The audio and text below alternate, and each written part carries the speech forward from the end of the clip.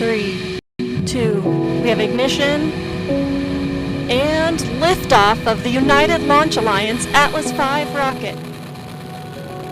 Beginning Lucy's 12-year journey to 8 different asteroids, the Atlas V RD-180 main engine ignites to generate more than 860,000 pounds, or 3.8 million newtons of thrust, to lift the rocket on its way to a hyperbolic orbit with a characteristic energy, or C3, of 28.6 kilometers squared per second squared.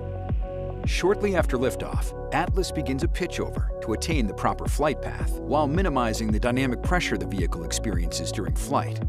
The Atlas V reaches Mach 1, the speed of sound, at 1 minute 19 seconds. In the next 2.5 minutes of first stage flight, the Atlas V will more than quadruple its velocity. With propellant levels depleted, the booster engine shuts down at 4 minutes 3 seconds, having reached space. Approaching separation of the booster stage, Atlas is burning propellant at a rate of 2,623 pounds, or 1,189 kilograms per second, traveling at more than 11,400 miles, or 18,400 kilometers per hour, and located 67 miles, or 108 kilometers in altitude, and 179 miles, or 288 kilometers downrange. 6 seconds later, the Atlas Centaur separation system activates to release the booster stage. The vehicle now weighs a little more than 8% of what it did at liftoff. 10 seconds later, the first burn of the Centaur main engine begins. This burn will last nearly 9 minutes. Burning liquid hydrogen and liquid oxygen, the Centaur is attaining orbital velocity. During ascent, Lucy is protected inside a 4-meter diameter payload fairing. 4 minutes 27 seconds, the payload fairing is jettisoned. Just over 13 minutes into flight, cutoff of the Centaur main engine, or MECO-1, occurs. The mission now enters a variable coast phase. Providing the required thrust for Centaur and Lucy to escape Earth orbit, the Centaur main engine is restarted at 40 minutes 39 seconds. During this burn, Atlas begins varying its trajectory through a steering maneuver known as RAN steering. ULA's unique right ascension of the ascending node technique gives Lucy a much longer launch window by compensating for the Earth's rotation. This trajectory is dependent on the liftoff time within the given window. 46 minutes 40 seconds into flight, final cutoff of the Centaur main engine occurs, completing powered flight. Centaur and Lucy will coast for nearly 11.5 minutes in preparation for spacecraft separation.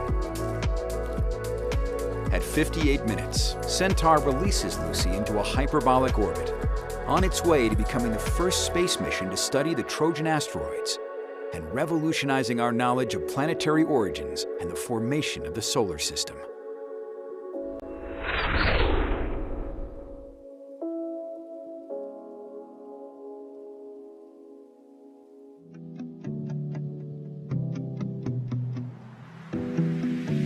The Lucy spacecraft will be taking a journey where no other spacecraft has gone before, the Trojan asteroids.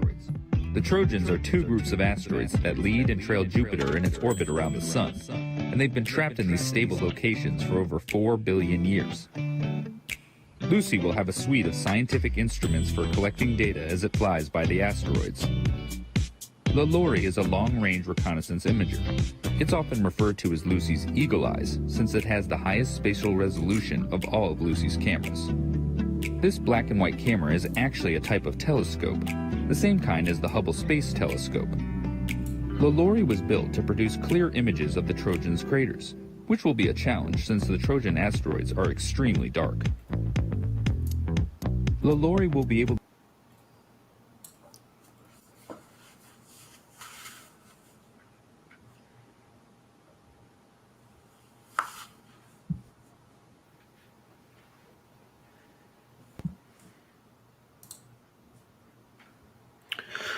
Hello everybody and welcome to our live coverage of the Atlas V Lucy launch. Today with me is Marco 3D. Hello Marco. Hello. Okay, so we're currently at L minus 25 minutes and you can see the Atlas V rocket on your left hand side of your screen. The Atlas V is currently being fueled, and we're about 25 minutes away from launch. This mission launches on the Atlas V 401. I'll explain the numbers here. So the 4, that means the diameter of the fairing, so 4 meters. There are only two available, the 4 meter and the 5 meter, but this mission launches with the 4 meter version. The second number is the number of solid rocket boosters.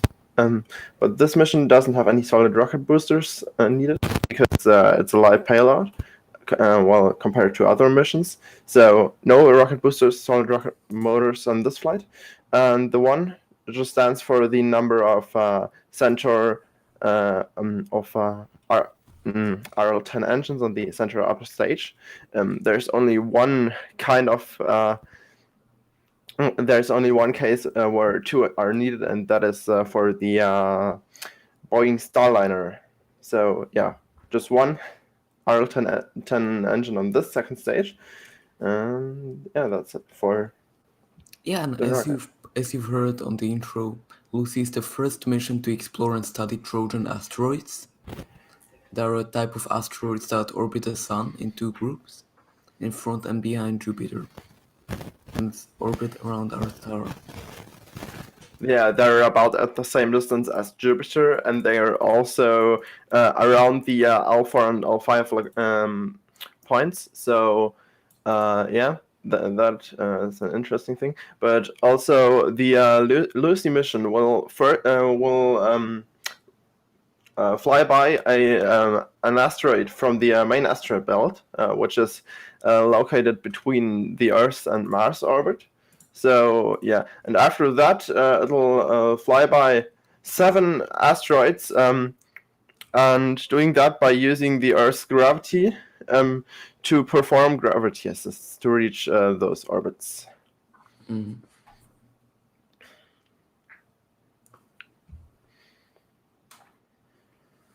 Yeah, and basically, during its 12-year life expectancy, it will fly by 7 different Trojan asteroids.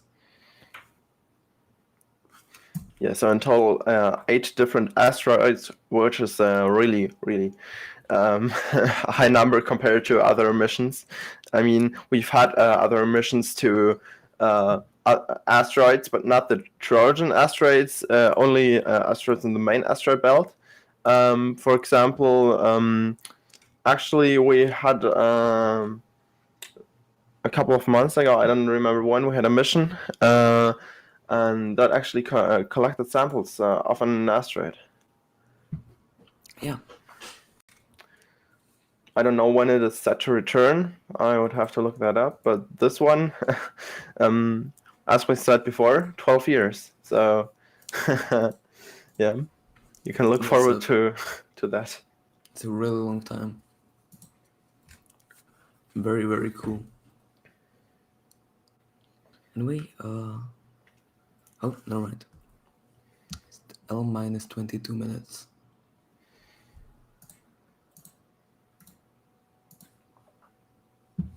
Yeah, so the targeted liftoff time right now is 9:34 UTC.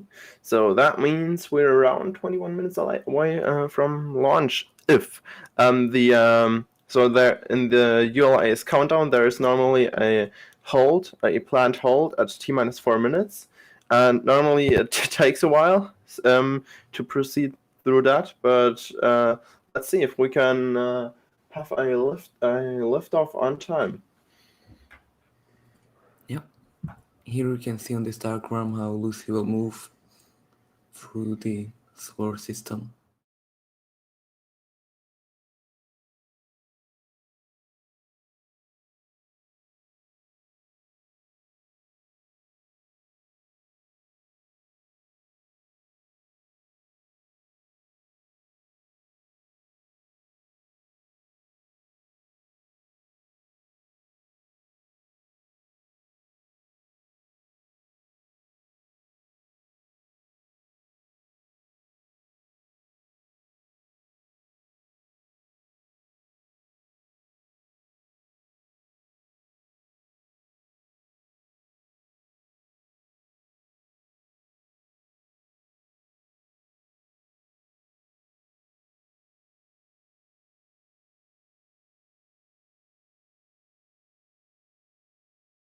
What? Have a problem? Okay, so yeah, that means that the turbo pump for this rocket engine takes all the oxygen that the engine needs and a bit of fuel to get the turbo pump spin up to power the to suck that propellants into the engine, and then into the combustion chamber, they actually take the exhaust from the turbo pump, which is oxygen rich, and the rest of the fuel to combine for the main combustion. So yeah, that's a really efficient engine for LOX engines, of course. Yeah, and one thing to note here is that it's dual nozzle for just one combustion chamber. So that's actually how the Atlas can control its roll axis due to the engine being a two nozzle for one combustion chamber.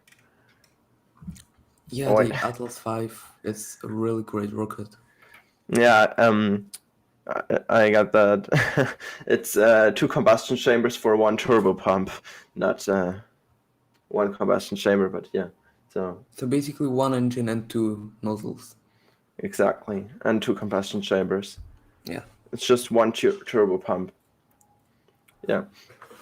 And it is a Russian engine, and that's one of the reasons why we won't see that many Atlas launches. I think Tori Bruno has said that the last Atlas V has been sold. So after that, no more Atlas V launches. Just the next rocket that is coming up is the Vulcan Centaur for ULA, and that rocket launch, the first launch got delayed from late this year to next year. I don't know when exactly it is supposed to happen, but yeah, that is probably due to Blue Origin having issues with their Blue Engine 4, the BE4, that the Vulcan will use two of one engines exactly. Yeah. So that's probably why there are so many delays. But yeah. Yeah. So looks like we are at VX briefing. Could you maybe explain what a VX briefing is? Wait, can you repeat that, please? Oh yeah, we are on a VX briefing, or WX. Can you explain what that means? What's that? Okay, well. You can explain. Yeah. Okay, sure.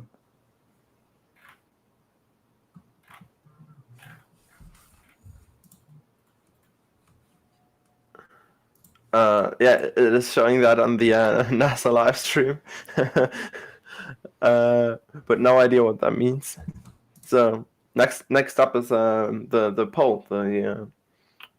Yeah. So we see that is one thing that I think is really cool about the Atlas V missions, is that we get to hear a poll.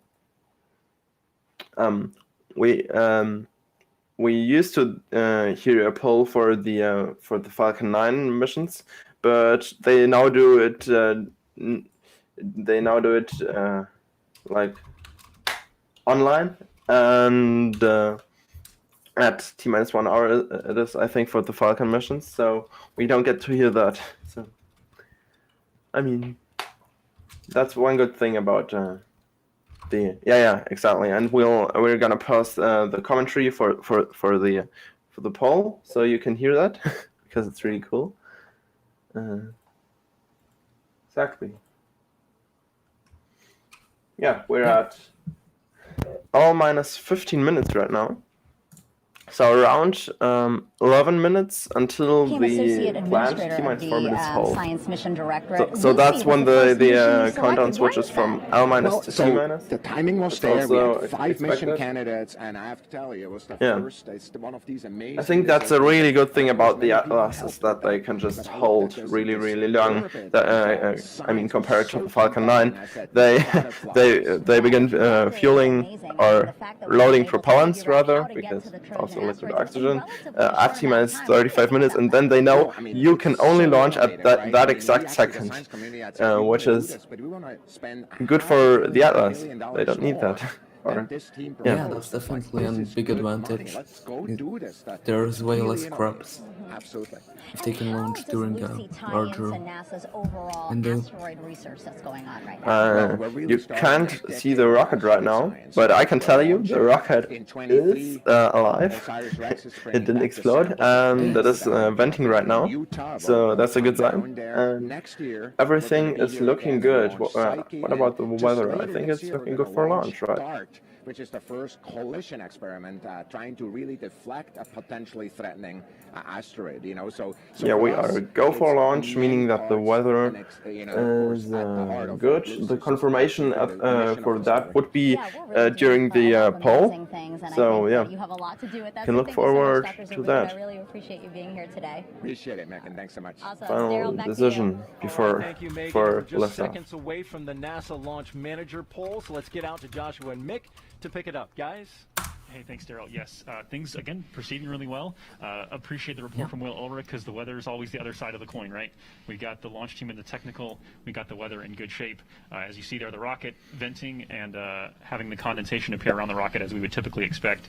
So everything healthy and on track. Like Daryl just mentioned, we will hear from Omar Baez, the NASA launch manager.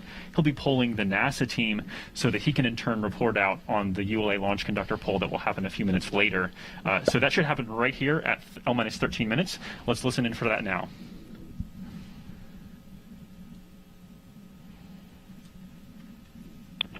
This is the NLM on the NLM net, just providing an update. The range did notify us that one side of the JDMTA command site. Hey, so let's go ahead and we're going to step away from that for now, and we're going to obviously there's something developing there. We were expecting to get that poll, and so we want to be respectful of what's happening there. The technical data, we're not sure that that's going to be approved for release. So obviously we'll be standing by to pay attention to that and give you updates as we understand more. But do want to kind of get back on track with talking about the we are hearing that we think Omar is going to pick up with this poll. Coming up now.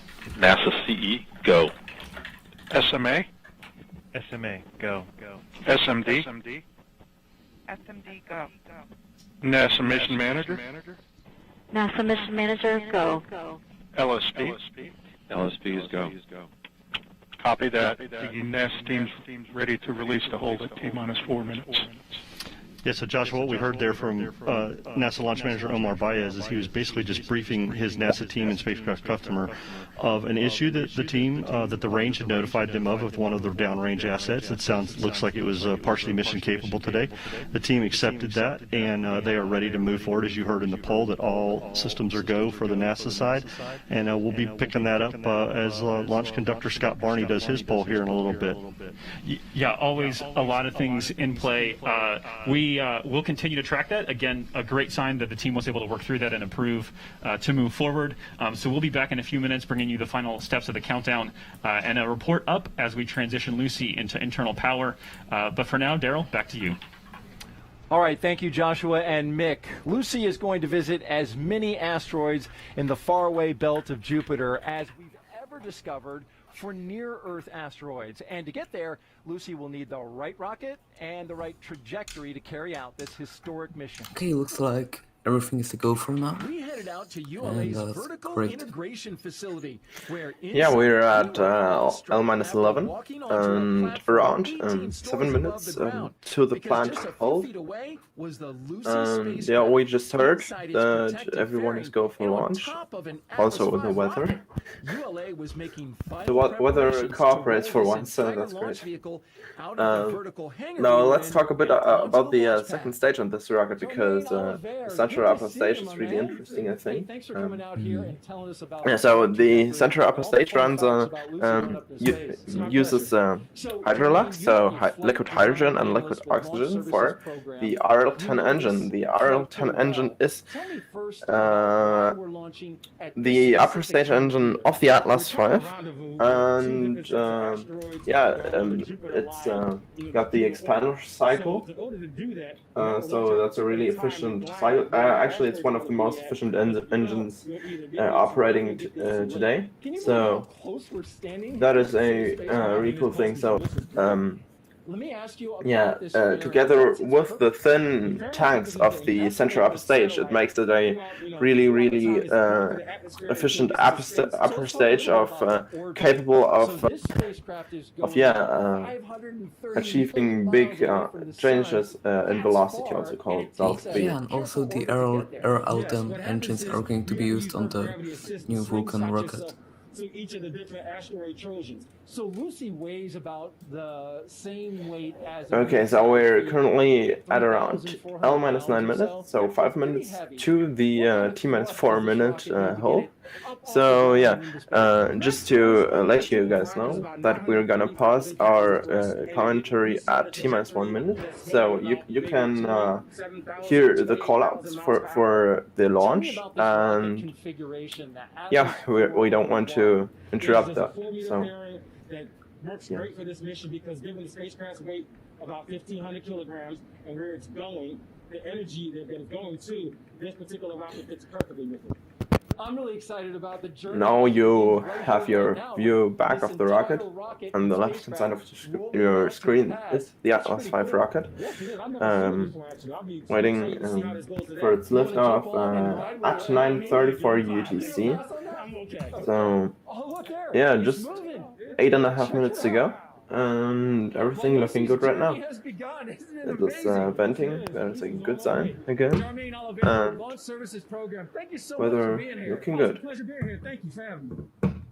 As that rolled out, we had to take some pictures and even a selfie, because you know what? I feel like we're the last people to be that close to that spacecraft going so far away. Yeah. I mean, and few people get to be at the base of the pad. Even fewer get to be inside the VIF, especially at that moment of rollout. And so right now really cool there are live views. All right, we are not live views. Well, there are videos of the Atlas V rocket before its launch day.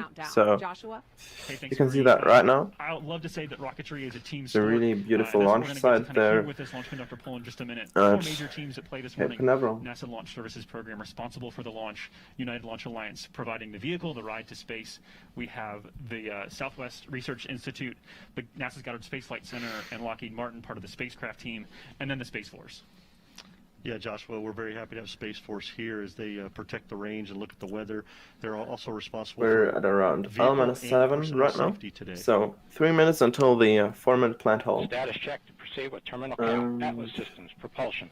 Go. Still Hydraulics. green for Go. liftoff. Go. LO2. Go.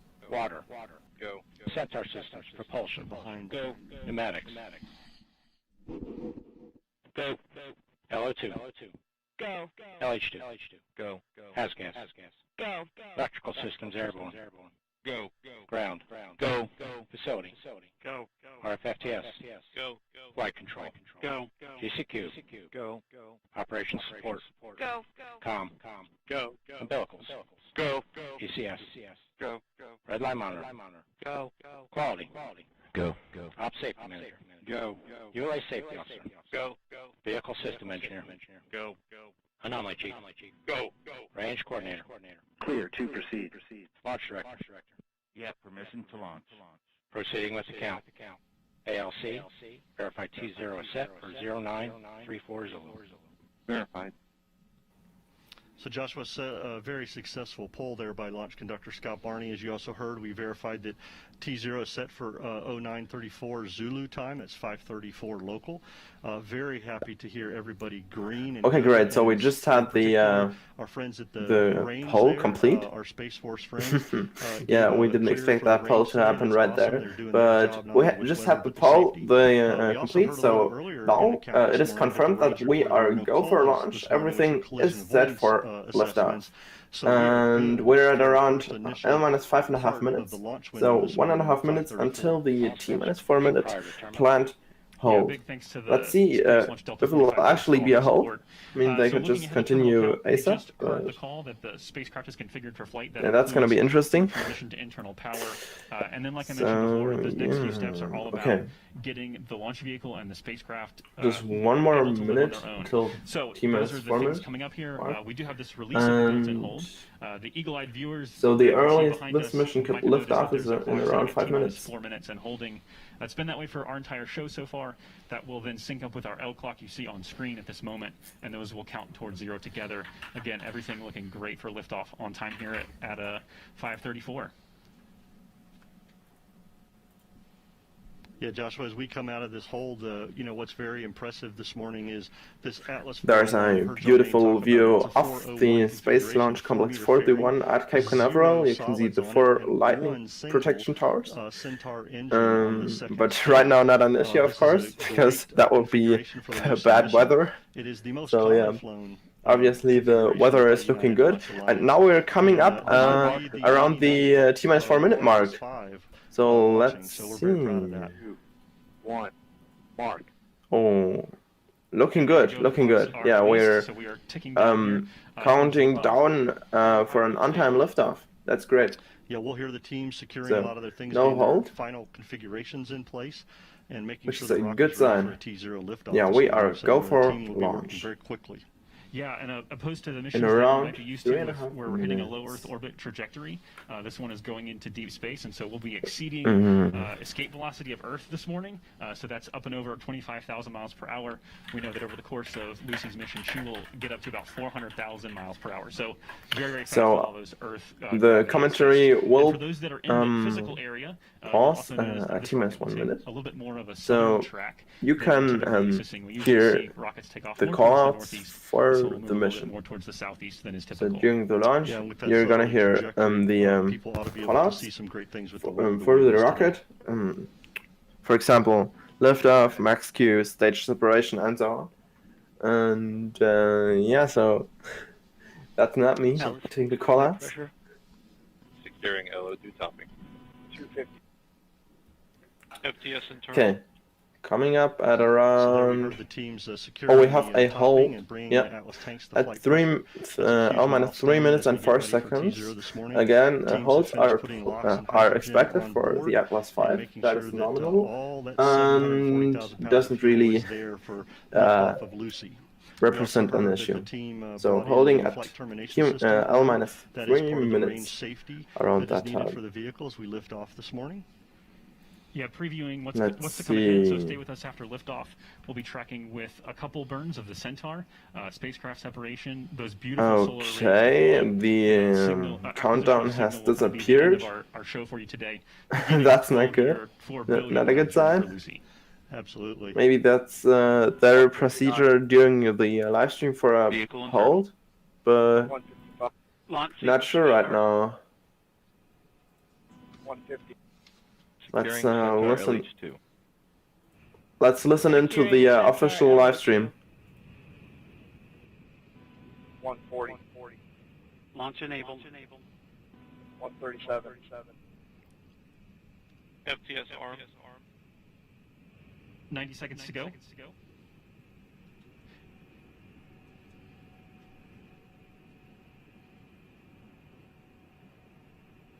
120. OCU's arm. FCS count started.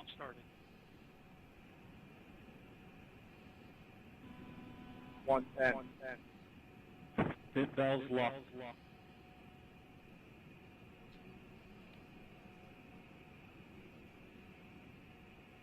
One minute. Rock, report range status. Range screen. All right, so stay with us again after liftoff. We'll also have the voice chiming in from Rob Kesselman from ULA. He'll be providing the launch vehicle ascent data.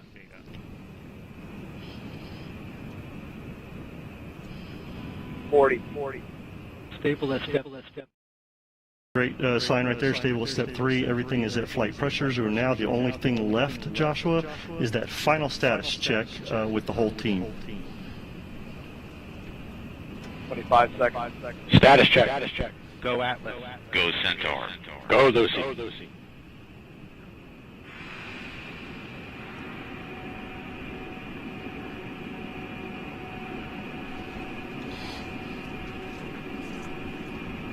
Seven, 6, 5, 4, 3, 2, 1, 0.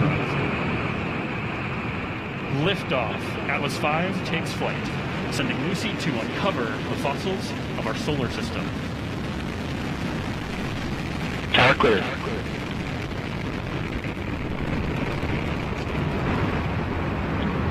RD-180 propellant utilization has gone to closed loop control. The vehicle has begun the pitch yaw roll maneuver.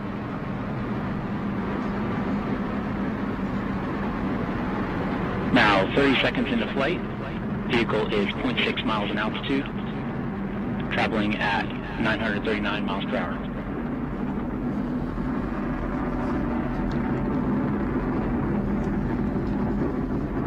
RD-180 performance continues to look good at this time. Engine pump speeds and injector pressures are in family for this thrust level.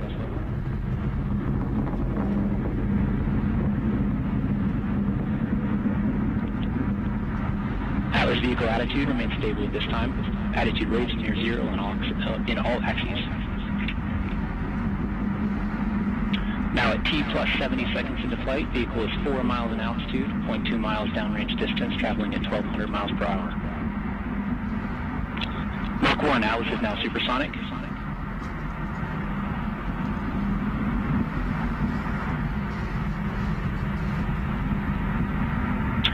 Vehicle is now passing through max Q, maximum dynamic pressure.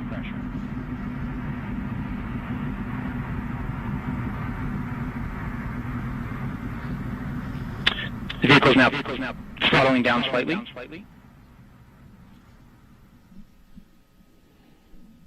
RD-180 engine parameters continue to look nominal after the prior adjustment to the thrust level.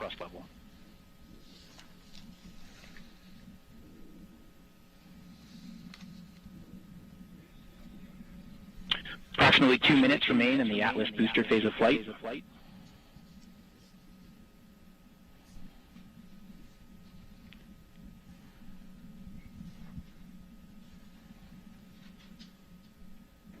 The Atlas V rocket weighs now just 1/2 of what it did at launch, burning propellant at a rate of 2,600 pounds per second. Vehicle is now executing closed-loop steering.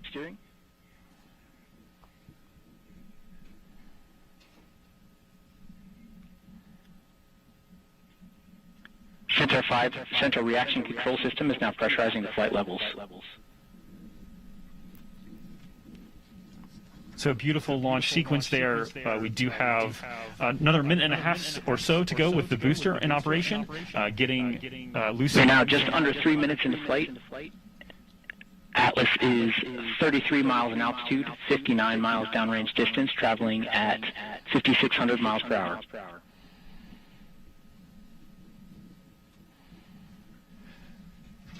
So Lucy being lifted up out of the atmosphere by the booster, getting on its way into a park orbit before we get towards... All first stage vehicle systems are operating as expected at this time. Future portions of the launch activity, we have the Centaur multiple burns ahead and spacecraft separation. Yeah, the big milestone we should see, Josh, coming up is booster engine cutoff, which would be the first stage cutoff, and then stage separation. The main separation. engine is now throttling to maintain a constant 5G acceleration limit. We're going to see a few things happen pretty rapidly. The booster will cut off just after 4 minutes, and then within the next 15 seconds after that, we should see the Atlas separate from the Centaur, and then the Centaur engine ignite for its first burn. Centaur has begun the boost phase chill-down sequence,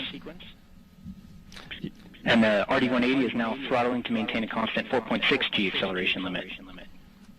Boost phase chill-down sequence has completed, and we have BECO, booster engine cutoff, and a successful stage separation event.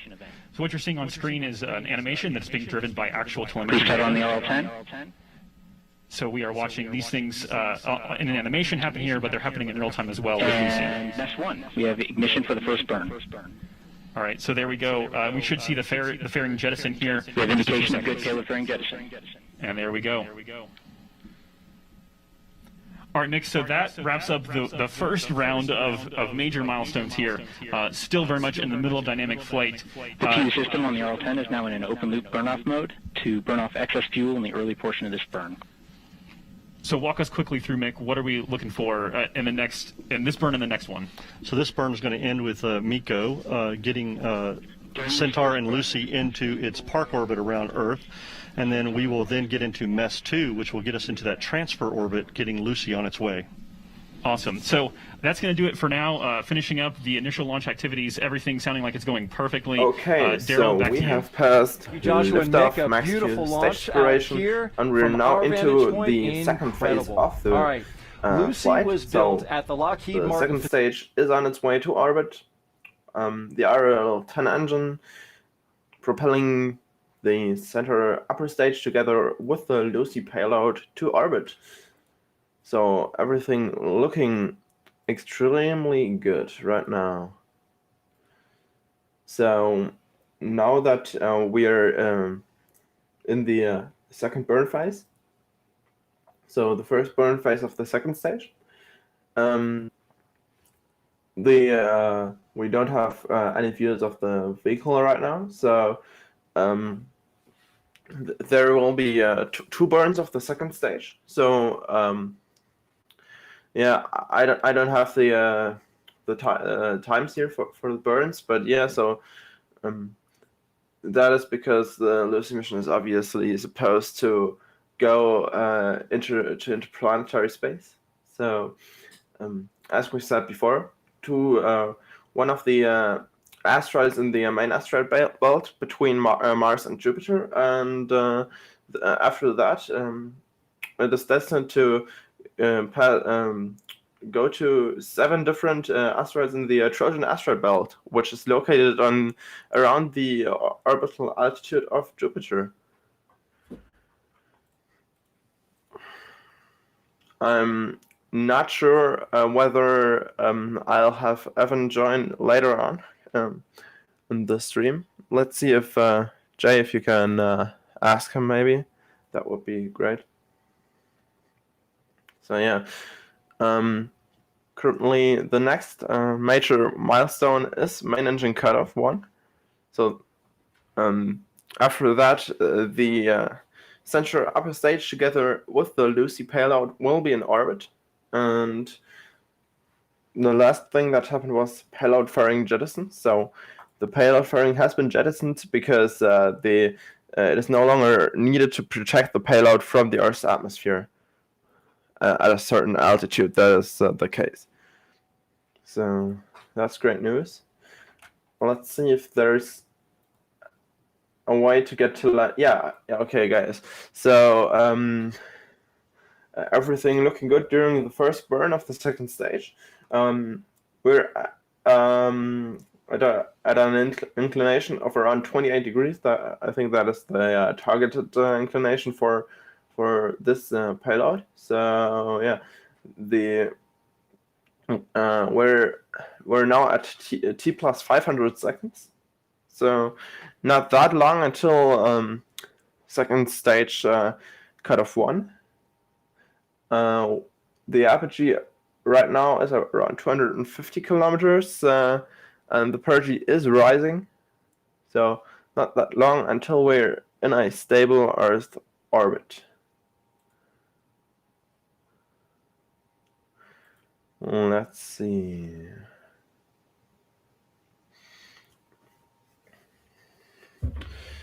T plus 530 seconds and still looking good on the first burn of the second stage.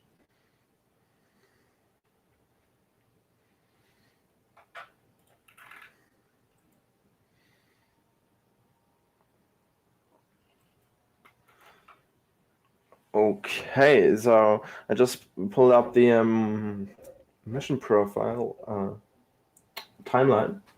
So we have the center first, main engine cutoff, MECO 1, scheduled at around T plus 3 minutes, 13 minutes and 9 seconds.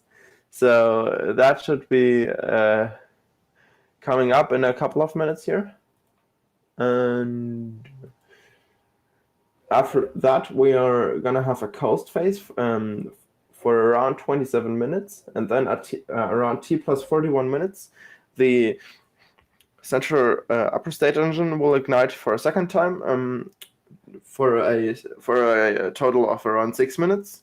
And after that burn, around 11 minutes after that second burn phase, we're gonna have the Lucy separation. So, yeah, around an hour left in the mission.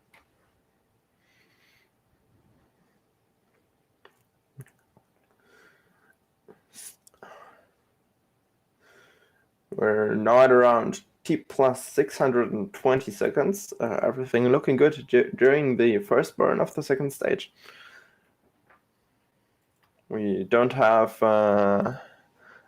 We currently don't have view of an animation, but I can tell you that everything is looking good.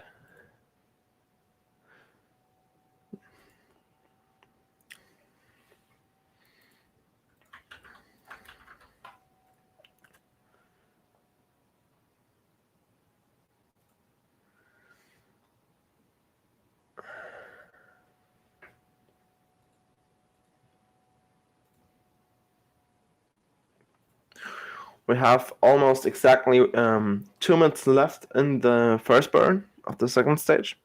So that should be completed in around 2 minutes here. And after that, we're gonna have the first coast phase. And then at around 27 minutes later, the second burn.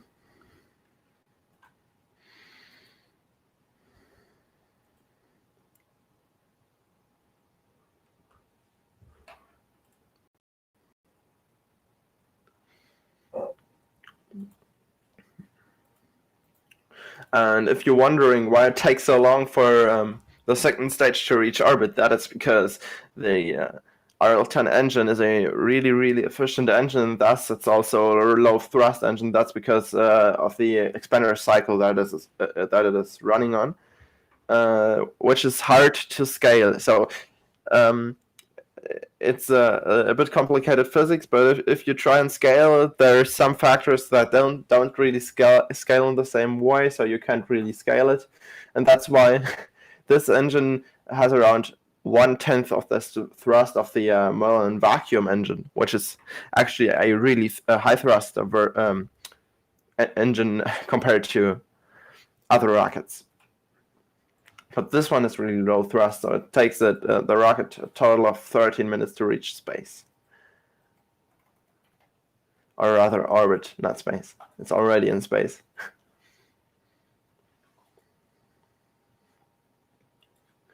And just a couple of seconds left in the first burn phase. So we should have main engine cut off 1 in a couple of seconds here. Yeah, so okay, we have cut off of the RL-10 engine on the center upper stage, and the orbit is now around 305 kilometers by 170 kilometers. So everything looking great here. So now we're entering the first coast phase, being around 27 minutes long. And then we're going to have a 6-minute burn phase, the second burn phase, of the upper stage. And after that, a really, really short coast phase. And then we have payload separation.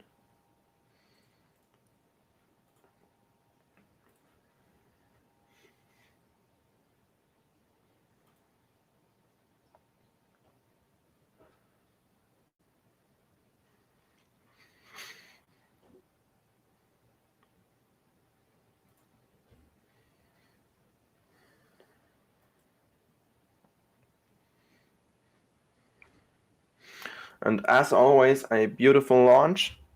No hiccups, as usual for United Launch Alliance, with their Atlas V rocket, which has a perfect track record, so no failure.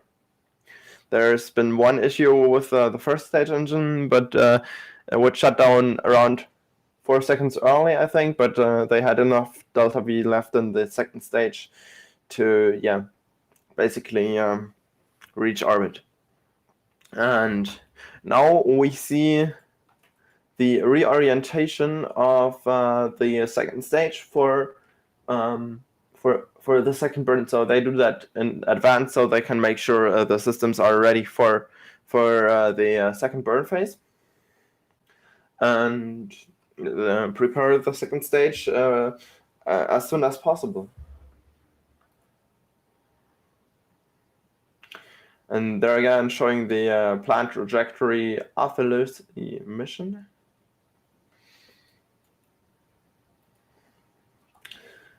And I'm gonna keep you up to date on the status of the second stage.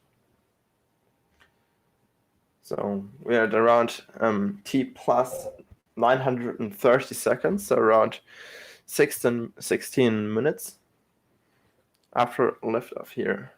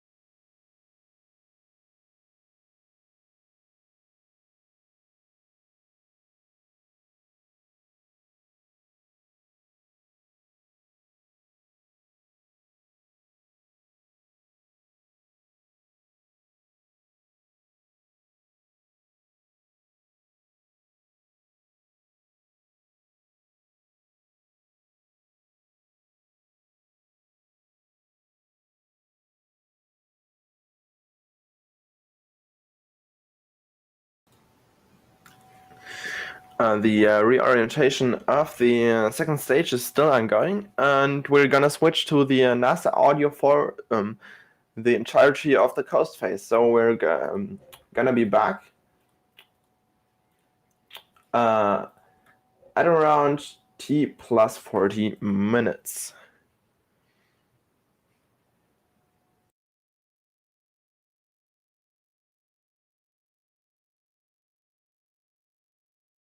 Sound and feel. It's emotional.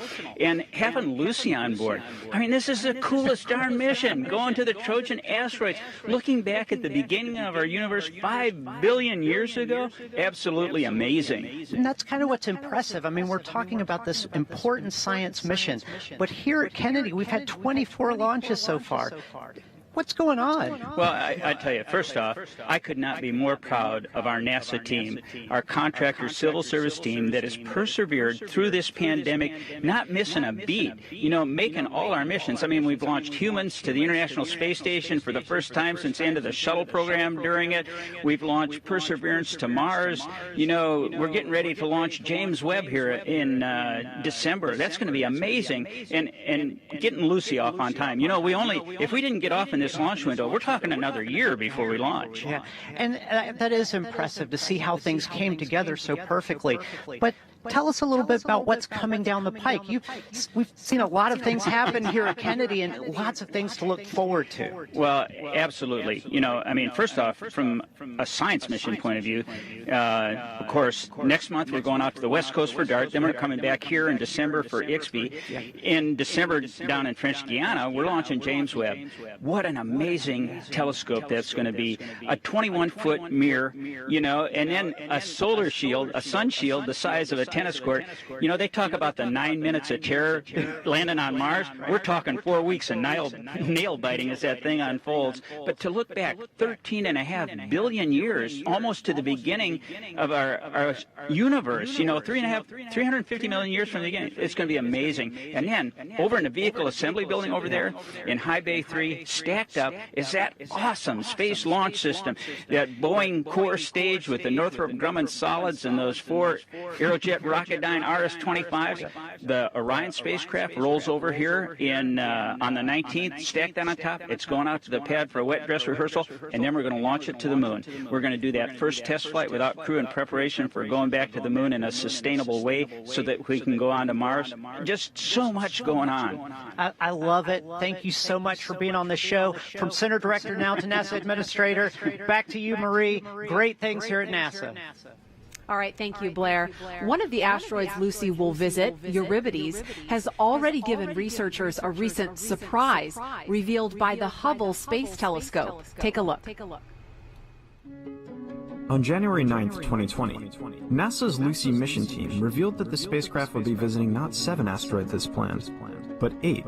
As it turns out, Euripides, one of the Trojan asteroids along Lucy's path, has a small satellite or moonlet orbiting it. Finding these tiny new worlds before Lucy is launched in 2021 means that the team can investigate their orbits and plan for more detailed follow-up observations during flybys. Dr. Keith Knoll and other Lucy science team members have been using the Hubble Space Telescope to search for satellites and rings around Lucy's targets. This can be challenging since the raw images are often filled with bumps, blobs, and diffraction spikes. The Lucy team didn't see any evidence of a new satellite until November 2019. After experimenting with the brightness and contrast on the Hubble images, Dr. Knoll saw a peculiar faint spot near the much brighter Euripides. Dr. Mike Brown, another team member, noticed the spot showed up in a slightly different position on another set of Hubble images taken 2 days later. This change suggested that the spot was an orbiting satellite. The team went back to Hubble and got 3 more chances to make observations of the possible new satellite. On the first 2 tries, the little moonlet was nowhere to be found. But on the 3rd observation, on January 3rd, 2020, they found the possible new satellite again. It was clearly visible next to Euripides, which was over 6,000 times brighter. This huge difference in brightness suggests that the satellite is less than 1 kilometer in diameter, very small compared to Euripides at 64 kilometers. With a few more Hubble observations, the team pinned down the new satellite's orbit, and they proposed a name. The International Astronomical Union approved, and from now on the little satellite will be known as Ketta, after Enriqueta Basilio, the first woman to light the Olympic cauldron. Evidence indicates that the Trojan asteroid Euripides is the largest fragment from a massive asteroid collision that happened billions of years ago. It is possible that the new satellite Ketta is a remnant of that catastrophic event. Whether with Hubble or with the Lucy spacecraft flyby, each observation enriches our understanding about the Trojan asteroid's formation and Euripides' relationship with its newly discovered companion. The discovery of this new moonlet around the Trojan asteroid Euripides is just a preview of the incredible scientific knowledge that will be captured by the Lucy mission as it explores this area of our solar system. All right, our next guest is one of the great minds behind the mighty Atlas V, which just had another spectacular launch here. He's standing by with Franklin Fitzgerald from NASA Edge over at the ASOC. Franklin? Yeah, thanks, Marie. I'm here with Scott Messer, ULA Program Manager. Scott, how did the launch go from ULA's perspective? Well, it was near perfect so far. We never claim success until we separate and get the spacecraft where it wants to be, but so far the first stage was great. The countdown was very quiet, and it's a beautiful launch so far. Great to hear. This is a mission unlike any other before it. Can you tell us exactly how unique the trajectory was for the Atlas V on this mission? Yeah, so certainly the trajectory for the spacecraft is very unique. Probably never been done before, but from an Atlas standpoint, we've launched many planetary missions over the years, and we just kind of did our standard thing in order to get the spacecraft ready to go. You know, getting ready for this mission through COVID was a challenge for, I know, many people. Were there any challenges that you had to overcome? Is there any kind of anecdote that you can tell about this mission? Yeah, so the team, it's been a very aggressive week, a couple of weeks with us. You know, we launched Landsat 9 just a few weeks ago, turned around the end of the week. So we launched on Monday, and we turned around and had the wet dress rehearsal here for Lucy on Friday, and then turned around and did our Vulcan PTT test here. So it's been really a very exciting week for the team here, and the team has worked really hard through all the COVID stuff, through all of the activities, in order to maintain the launch date. And here we are right at the beginning of the window, and a beautiful launch so far. Absolutely. Well, Scott, we wish you the best of luck over the next 12 years, and thanks for joining us here on the show today. Marie, Daryl, back to you to learn more about science. All right, Scott and Franklin, thank you very much. As you look at the bottom of your screen, I want to remind you we have a progress bar, which is tracking where we're going. You can see that we had the main engine cut off. We're awaiting that second burn of the Centaur, and of course, we'll have all of that for you. But we have about an hour to go before signal acquisition from Lucy. Only then will the team be able to breathe a sigh of relief. So let's hear from some of the scientists about their passion for Lucy in their own words. Hi, my name is Danya Douglas Bradshaw, and I'm the project manager for the Lucy project, which will be the first mission to the Trojan asteroids. Building a spacecraft is quite exciting. I worked many decades as a mechanical engineer, really focused on thermal and heat transfer. And so when you work in that capacity, you are supporting the development of spacecraft as well as instruments. Hi, my name is Dr. Carly Howitt, and I'm the instrument scientist of the MRIC camera on Lucy. I love working on Lucy for so many reasons, but one of them is being able to explore the universe from the comfort of my own office, so I don't have to don diving gear or, go into these dangerous or hard situations. I get to enjoy the data as it comes back from the comfort of my office and explore the universe that way. My name is Corey Preikel, and I am the Mechanical Operations Lead for the interplanetary spacecraft, Lucy. My job is to plan and lead major mechanical operations, such as spacecraft transportations, spacecraft crane lifts, or testing of major spacecraft components, and ensure they go off without a hitch. My name is Mike Sakarik. I'm the Deputy Product System Engineer for Lucy. The thing I like the most about product system engineering is that you get to touch all aspects of the mission, from the spacecraft, payload, launch vehicle, ground systems, flight dynamics. Product system engineers have oversight of all of those different aspects of the mission. I'm Tiffany Kapler. I am a public outreach specialist with the Lucy mission. And one of the things that I love about my job is that it gives me an opportunity to use my creativity and share my enthusiasm for science with others while I get them excited about space exploration. Hi, I'm Rick Berry, and I am the Configuration Management Lead for the Lucy mission at Goddard Space Flight Center. We're building spacecraft, we're building payloads and instruments at Goddard. We coordinate with our team members to ensure that the configuration management is correct by managing the changes and the requirements. Hello, my name is Elizabeth McCall, and I'm the project support specialist for the Lucy project. One of the more memorable experiences I've had was just in July of this year. I was able to fly with the spacecraft from Colorado to Florida on a C-17. My name is Vince Elliott, and I'm the Lucy Deputy Project Manager over Resources. I lead a team of 12, and they are exceptional at what they do. It also means I get to work with some of the brightest engineers and scientists the world has ever known, doing something that I love. Hi, my name is James Traley, and I'm a producer and animator at NASA Goddard Space Flight Center. And I created a video series you're currently watching right now. I'm so excited to see Lucy launch, and I can't wait to share the complex and exciting discoveries that we make out there at the Trojans to you, the public, through film and animation. Go NASA, go Lucy. This Lucy mission is dedicated to a number of team members at NASA and United Launch Alliance, some of them no longer with us today. There are 3 dedications placed on the side of the Atlas V rocket. The first says Lucy Strong, recognizing the team's hard work throughout the COVID-19 pandemic. There it is. We got a shot of it before liftoff. And the second is a memorial to ULA team members Mark Kazabowski and William Billy Joyner. Mark Mark was an accomplished engineer and respected mentor. During his 30-year career, he focused on launch vehicle structures and integration. He led the structural design of the Atlas II, 2AS, and 3 development programs. Mark was also a family man, reminding his team always to take care of themselves and their families.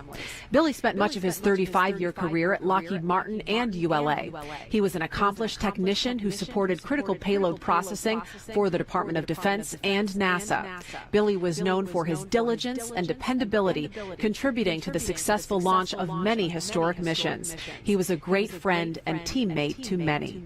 And finally, a dedication in memory of Craig M. Whitaker. His 40-year career began as a student with the Navy. You can see his name there, also on the rocket. That led him to NASA, where he was a founding member of NASA's Launch Services Program in 1998.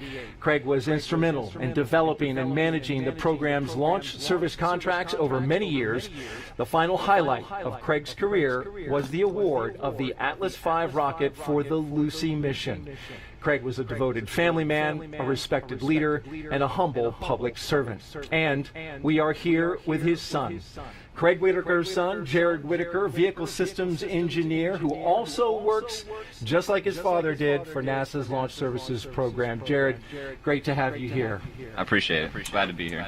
How was the launch? How was the experience being up there and watching this rocket, which had been dedicated to your father? It was really great. I mean, I usually work on the missions and things, and so sitting on console, so it was really great to be able to see it from this vantage point out here at OSB2. Fantastic view from up there, and night launches are always spectacular, and so just really enjoyed it. What did LSP mean to your father, the Launch Services Program, and then you following in his footsteps? Yeah, so like LSP, I think he really embodied a lot of the things that LSP stands for, like a good family man, as we said, really dedicated to the work, dedicated to his family, and always curious, always learning new about science missions and things like that. Really meant a lot to him. So I think he definitely enjoyed his 20+ years with LSP and all his time with NASA for sure. And Jared, we know your dad was one of the founding members of LSP from its earliest days in the 90s, and now you work for the program yourself. I got to ask, did his influence kind of steer you in that direction? Oh yeah, I would say absolutely. Yeah, in 1998 I was only 7 years old, and so every afternoon pick me up from school or whatnot, go home, and over dinner we'd have conversations about what the last science mission was, what was coming up with LSP, and so he always encouraged me to do whatever I wanted, but I definitely enjoyed going into engineering, and I ended up coming to LSP. I think in my heart I always knew I was gonna end up with LSP, and I'm very glad I did, and so enjoyed the couple of years we got to work together and share more from the business side from him and more from the engineering side from me. It was a nice give and take, so really enjoyed our time for sure. Yeah, and glad you got to actually enjoy it as a spectator for a change instead of working. It was very relaxing. It was nice. Yeah, great. And there was some overlap between you and your father at LSP? Yeah, so I finished my master's in mechanical engineering in 2015, and so we worked together almost 5 years. So it was really nice. Like on some afternoons, like later in the week, he'd come by. We're not morning people, so we'd come by in the afternoon and chit chat about how things were going and what our plans for the weekend were. So it was nice to just pass by him and kind of talk a little bit of work, a little bit of personal stuff at the end of the day, and it was really enjoyable. That's awesome. Yeah. As a non-morning person myself, I used to appreciate you getting up early with us.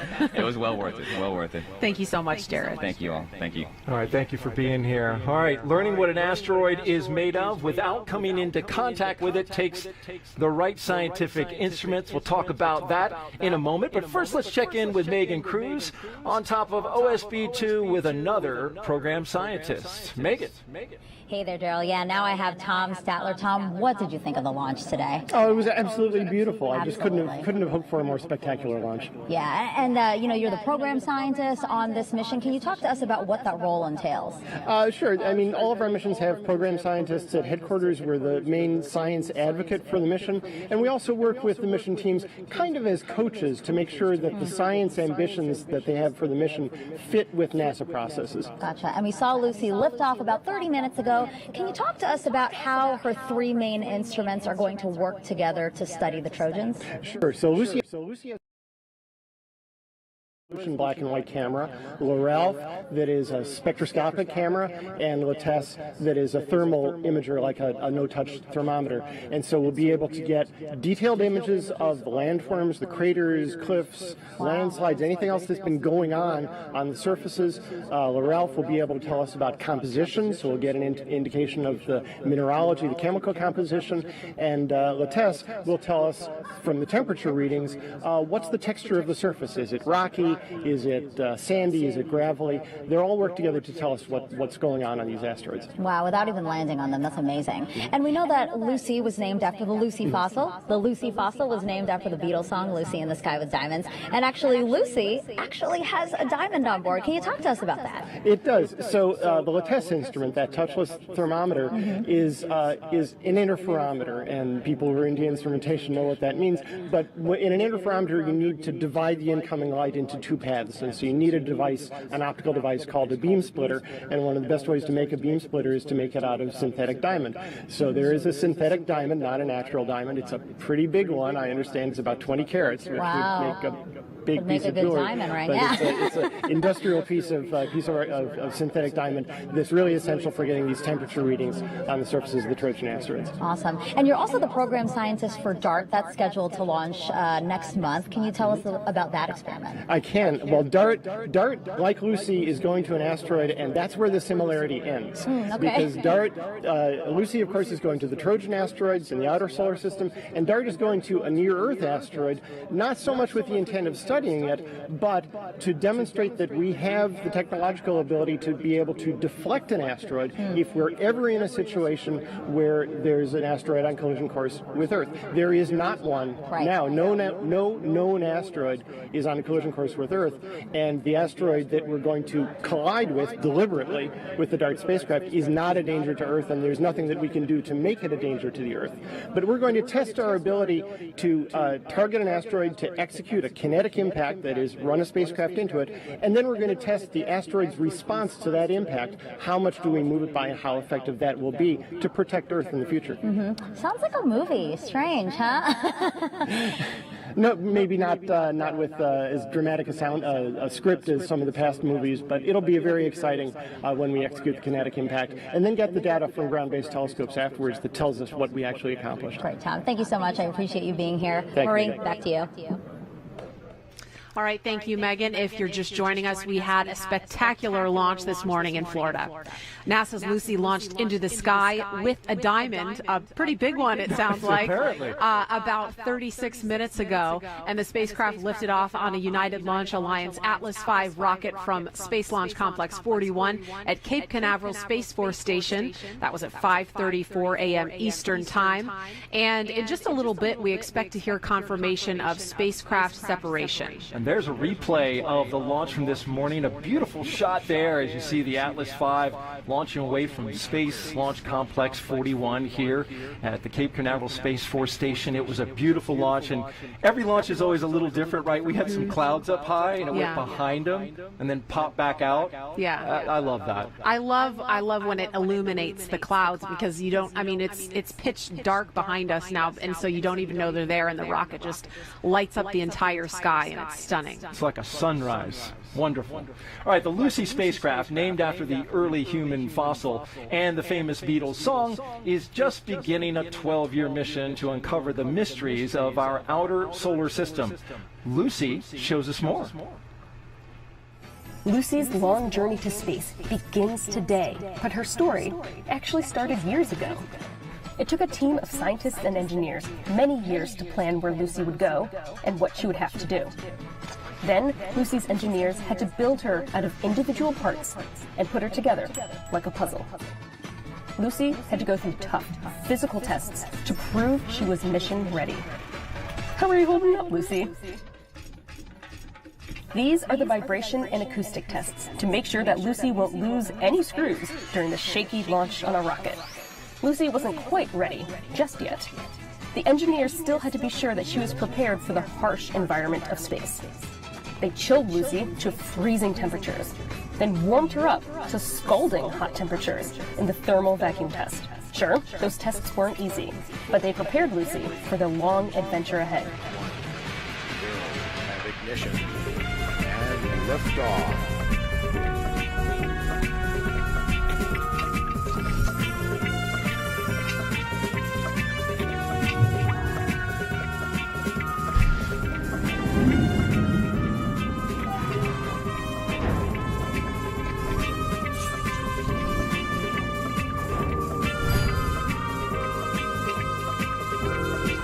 We're glad you can join Lucy on her adventure to explore the Trojan asteroids. Now, let's get the journey started. I'm really starting to love that cartoon Lucy. Yeah. She's great. Really cute. Thank you, Lucy. Let's send it over now to Megan. She is with the paleoanthropologist who discovered the Lucy fossil in 1974. Megan. Yeah, Daryl, what an honor to have Donald Johansen here with me today. Good morning to you. Good morning to you. You know, you have to take me back to that day when you discovered Lucy in Ethiopia back in 1974. Tell me how you found her. Well, it's amazing. It'll be 50 years since that discovery, 2 years from now. I was a young anthropologist.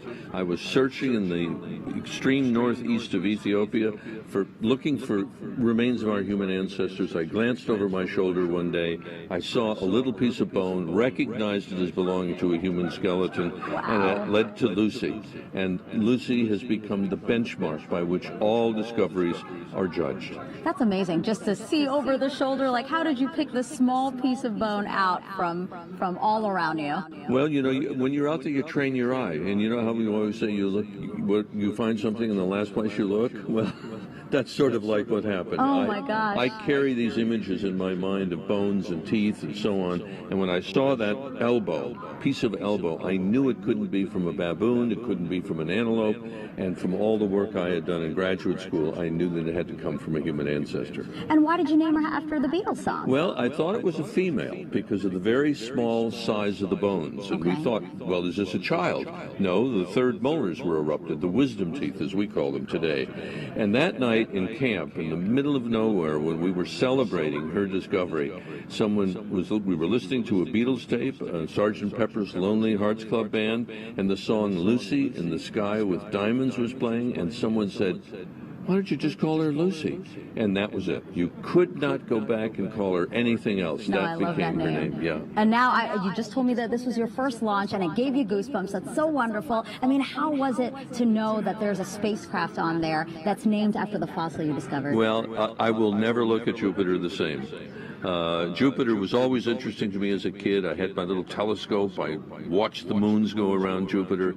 And to be out here this morning was absolutely mind-expanding. And it was such a positive experience. You know, the world is going through some tribulations. Something as positive as this is, people should look at and see what the creativity of the human mind can do. Yeah, and there it is. She's on her way. Yeah, I'm and so she will glad you're tell here us for this. so much. Yes, and awesome. I just had goosebumps. Yeah, perfect. Thank you so much for being here. I appreciate it. Why don't we send it back over to Joshua and Mick for another update on Lucy. Hey, thanks so much, Megan. Unfortunately, we didn't quite fly over Ethiopia. We did fly over part of southern Africa on our way there, and we're in the middle now of the second burn of the Centaur. Mick, talk to us about what the second burn is. So main engine start did occur just a few minutes ago, and this will get Centaur and Lucy into its transfer orbit, leaving the park orbit around Earth, heading into that orbit, heading to get Lucy on her way to the Trojan asteroids. So very important burn. This will last about 6 minutes and to get her the velocity and everything she needs to go to get on her way to the Trojan asteroids. There you go. So just under about 4 minutes left in this burn. So going back today, we did kick off at 5:34 on the button and got a report from bottle pressures look good. From the ULA commentator Rob Kesselman. ULA always expecting excellence, but he reported that the booster performed better than expected. I'm not sure what's better than excellent, but they got it today. Yeah, that just means we had some great performance from the first stage booster in the RD-180, putting Centaur into the proper orbit and that injection that they needed for getting Lucy on her way. And now that we're into main engine start 2, that just means we have a more precise trajectory, and everything's looking good. The spacecraft customer and ULA and Launch Services Provider program are very happy at this point. Yeah, so Lucy, after this burn is completed, we'll then wait a few more minutes before we get into separation from the Centaur. And at that point, Lucy will be set up for her first orbit, her first major orbit of Earth, which will be just under 1 year to complete, and then have the first Earth gravity assist flyby, where Lucy will get close enough to Earth where she'll literally just be. It's like a slingshot. Hello, everybody. Effect, welcome back to our coverage of the Lucy mission. So we're currently during the second burn of the second stage at around L plus 44 minutes. And now Evan is joining me for this mission. Hello, Evan. Welcome. Hello. Hope everybody's having a good day on the stream today. We certainly are watching the spectacular launch. Launch on Atlas V, the Lucy mission will visit multiple asteroids to try and gather more data about the world we live in. Yeah, we had an on-time liftoff. Everything went perfectly, as usual for United Launch Alliance. And now we're at around L plus 44 minutes and 50 seconds right now, and during the second burn of the second stage, which is supposed to last around 6 minutes, and it should be completed any second now. Yes, the Atlas V is a very reliable launch vehicle, and it seems to have successfully placed Lucy into its intended orbit. It should visit around, I believe, 12 asteroids it plans on a 12-year journey, to visit 8 different asteroids. Visit a main belt asteroids as well as 8 Jupiter Trojans, which are asteroids which share Jupiter's orbit around the Sun due to Jupiter's massive gravitational pull. And hopefully, the Lucy mission should be an incredible success for NASA's Discovery program. But it appears we have had an on-time liftoff and successful first stage and second stage burns. Exactly. We already completed the first burn of the second stage, and now we're during the second burn of the second stage, just lasting 1 more minute. So in around 1 minute, we should have the second cutoff of the second stage, and after that, the Lucy mission should be on its way. And at around 12 minutes later, the Lucy mission will separate from the Centaur second stage.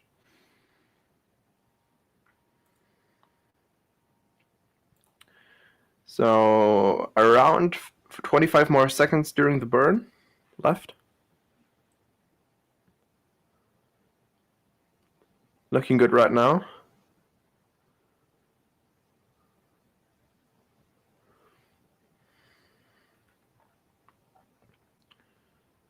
Around 5 more seconds.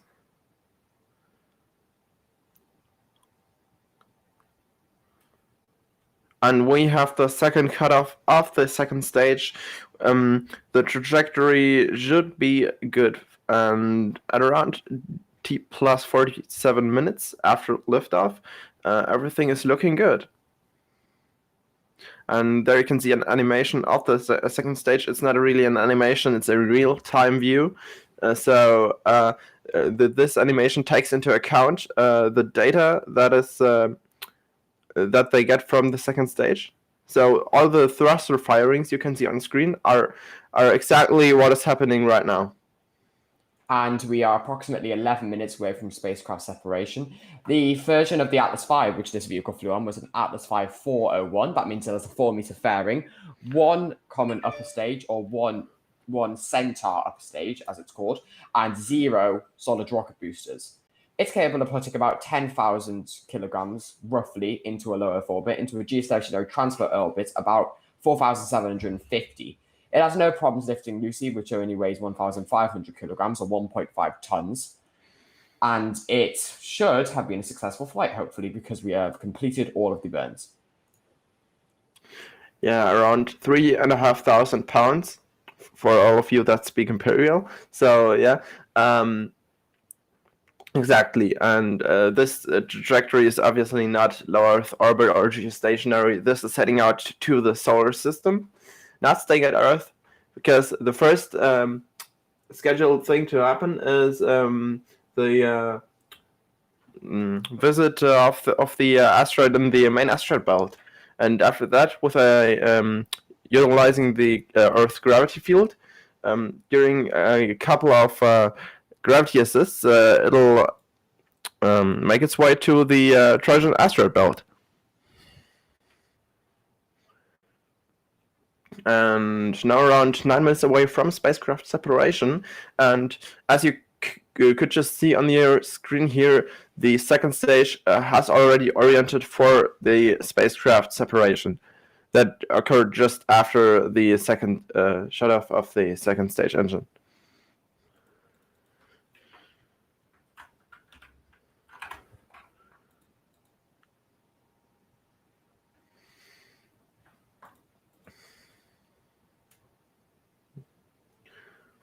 The second stage of the Atlas V is running on hydrolax. That means a combination of liquid oxygen and liquid hydrogen that power the RL-10 upper stage engine of the Atlas V.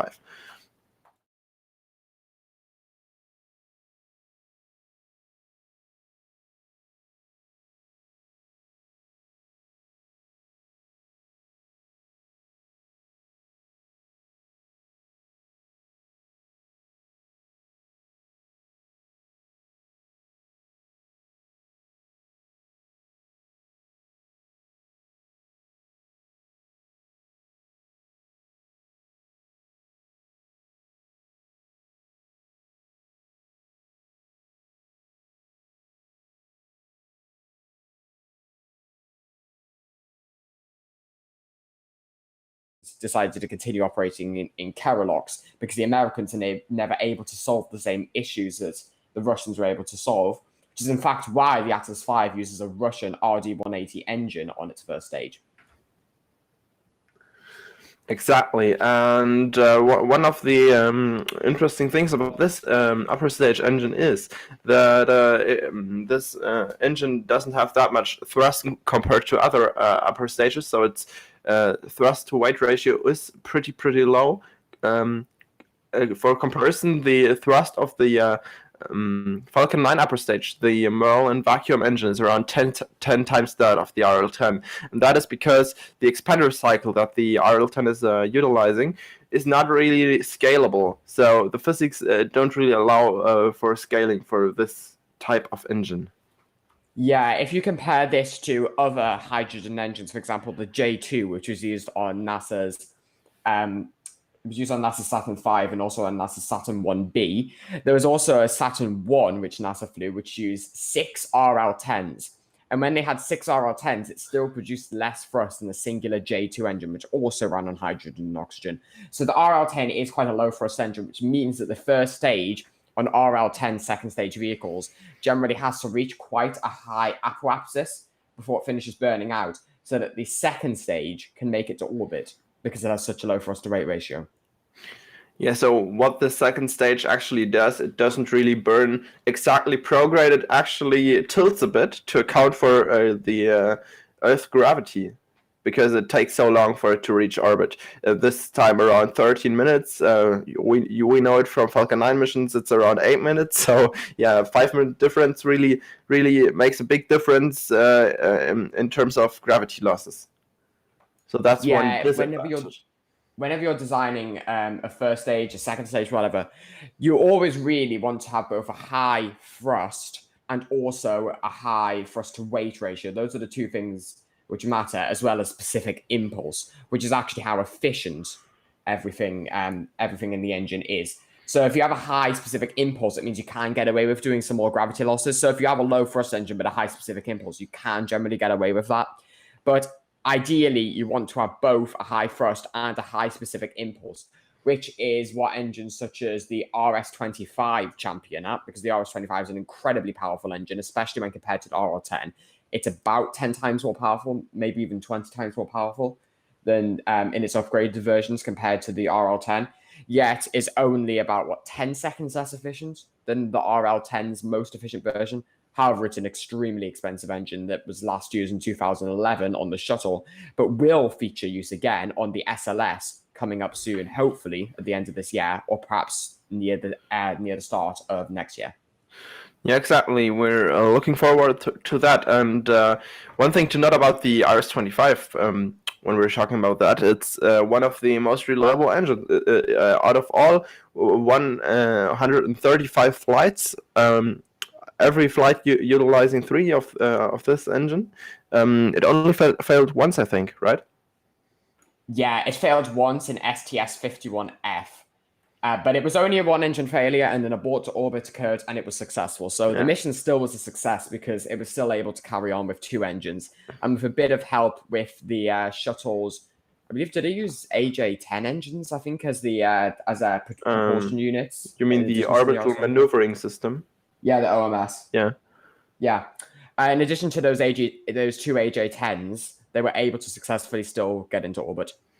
Yeah, that was quite close, but we had a quite similar case with the Atlas V, because of course the Atlas V's got a perfect track record, so no real failure yet, and the only partial failure was a failure of the RD-180 in 4 seconds before main engine cutoff of this first stage.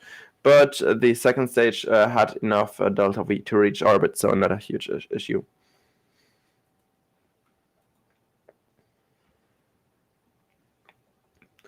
And as I've said at the beginning of the stream, the RD-180 is a dual combustion chamber engine, but running on just 1 turbo pump. So it's in total, it's just 1 engine, just with 2 nozzles, basically. That also gives the Atlas V its roll control. So yeah, that's a great engine. One of them, I think it's the most efficient sea level engine running on curl logs, right? What, the RD-180? Yeah, the RD-180. I think it's definitely one of the most efficient. It might actually be the most efficient. Yeah, I think so, because it is utilizing the what's it called, the stage combustion cycle, exactly. And it's actually doing that for a curl logs engine is really, really difficult. So what it's doing, it's basically the turbo pump is running on all the oxygen there is that is supposed to go through the engine, and a bit of fuel, and then the exhaust from that turbo pump is fed into the combustion chamber, as well as the rest of the fuel. So that's how this engine works. A really, really efficient engine for curl logs engines. It manages about 338 seconds in vacuum, 311 at sea level, which is incredibly impressive.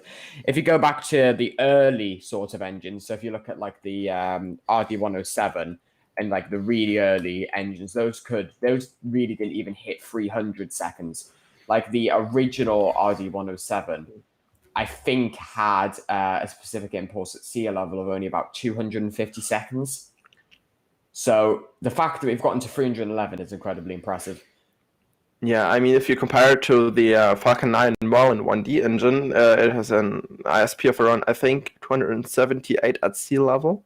But what makes this engine great for the Falcon 9 is that it's, first of all, it's the highest thrust-to-weight ratio engine ever built, I think.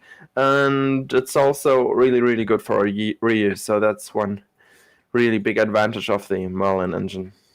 Yeah, Merlin engine does have the highest TWR, 184. Yeah, that's really, really great. But as we all know, the Atlas V is not reusable, so it doesn't really make sense to use the Merlin there. The Merlin actually has a vacuum-specific impulse of 311 seconds, which is the sea level specific impulse of the RD-180. So it just goes to show how good that Russian engineering is. / Ukrainian. Yeah, I think the Merlin vacuum engine is the most efficient vacuum engine running on curl logs, if I'm not mistaken. Yeah, that's correct. So, just a thought here. What if there was a vacuum version of the RD-180? That would be incredibly efficient for a curl logs engine. Then again, it'd be like a more powerful version of the closest thing which you could really compare it to be honest, would be a Raptor vacuum engine. To be honest, it's the closest thing you could compare that to, because it would have thrust than a Raptor vacuum engine, while also it would have a slightly low specific impulse, but only by about 20 seconds. Yeah, maybe 20. No, I think around 30 seconds less. But I think it's not really a thing because it's comparatively a low thrust to weight ratio. So it doesn't make sense for upper stages. So for upper stages, the thrust to weight ratio really matters. So that's when it's really important. For first stage engines, you really want high thrust. High thrust per area, especially. In other news, we have had Lucy separation from the Centaur upstage. It is now independent of the Atlas V rocket. And I think in terms of launch, we can now declare a mission success. And now it is up to the Lucy spacecraft and the team over at NASA to deliver a successful mission over the 12-year life of Lucy. Yeah, exactly. That separation happened just 30 seconds ago, and I think it is looking good. So another successful launch for ULA, which are pretty routine at this point, but great success for NASA, and yeah, the future. That the actual life of the Atlas V is coming to an end fairly soon. It really only has another year or two left, maybe a bit longer than that, because the Vulcan is here to replace it. So really, this is the final Atlas rocket, ending a 60-year history. The Atlas V will be the final Atlas rocket variation, and it will stop flying in a few years, which is a bit of a sobering thought. But however, the Vulcan is a great rocket, and it will be replacing it in a few years. Yeah, so the first launch of the Atlas rocket, I think, occurred in 1958. Is that correct? I believe so. Yeah, so all of the Atlas V that will be manufactured have been sold. That is per Tori Bruno, the CEO of United Launch Alliance. So yeah, all of the flights have been sold, and all of the future flights that are supposed to happen but not yet scheduled, or rather not yet selected a rocket, are supposed to fly on a Vulcan Centaur, which should be coming up next year. Yeah, Vulcan Centaur will be a replacement for both the Delta and Atlas series of rockets. So it's replacing both, in essence. Obviously, the Delta series also has a very long history coming from the 4 missile, which was cancelled because it had a lot of problems with the fact that it had to be shipped over to the UK to actually be able to launch into Russia. And then the Atlas was also quickly discontinued as an actual missile, being replaced by the Titan, which stopped flying in 2005. But the Atlas and Delta were then made into launch vehicles, same with Titan. But the Atlas and Delta programs are coming to an end in a few years. Titan came to an end in 2005 when the final Titan 4 lifted off successfully. And it really is going to be a sad day to see both programs end. I think there are only 4 missions left scheduled on the Delta 4 Heavy. Yeah, I think around 4 missions, or is it 5? I don't remember, but yeah, I mean it was always amazing to see those RS. What are the engines in the Delta 4 Heavy? I think RS-68. 68, yeah, exactly. RS-68. They're really great engines. I mean, look at the exhaust. It's because of the ablative nozzle, and that is beautiful. Nozzles. Yeah. Incredible engines. It'll be very sad to see them go. Yeah. They were also they're very powerful engines. They're also relatively efficient, I think, actually. Yeah, they're running on hydrogen. The Delta 4 Heavy is 100% hydrolac, so just hydrogen and oxygen. Yep. They do 412 seconds in vacuum because they are optimized for sea level. But that's still very good. I mean, if you compare that to the RD-180, which is used on the Atlas V, I mean, it's still an incredibly efficient engine, but at sea level, I think that manages about 311 seconds, whereas this can manage about 411 seconds. So it can get about 100 extra seconds. Obviously, the disadvantage, though, with hydrogen-based launch vehicles is that because hydrogen has a really low density, you need massive tanks, and the weight of those tanks and the weight of all the other support systems really actually does lower the actual benefits that you get from using hydrogen. Oh yeah, there's a good comparison that shows that really, because the Delta IV Heavy is 70 meters tall, as well as the Falcon Heavy, and the diameter of the Delta IV Heavy tanks is I think 5 meters, and the tank diameter of the Falcon Heavy is 3.7 meters. But in expendable mode, the Falcon Heavy has a capability of 64 tons to low Earth orbit compared to the Delta IV Heavies. How much is it, I think? It is 5 meters, by the way, I think the width. What, 5 meters for the Falcon Heavy? No, that's Delta IV.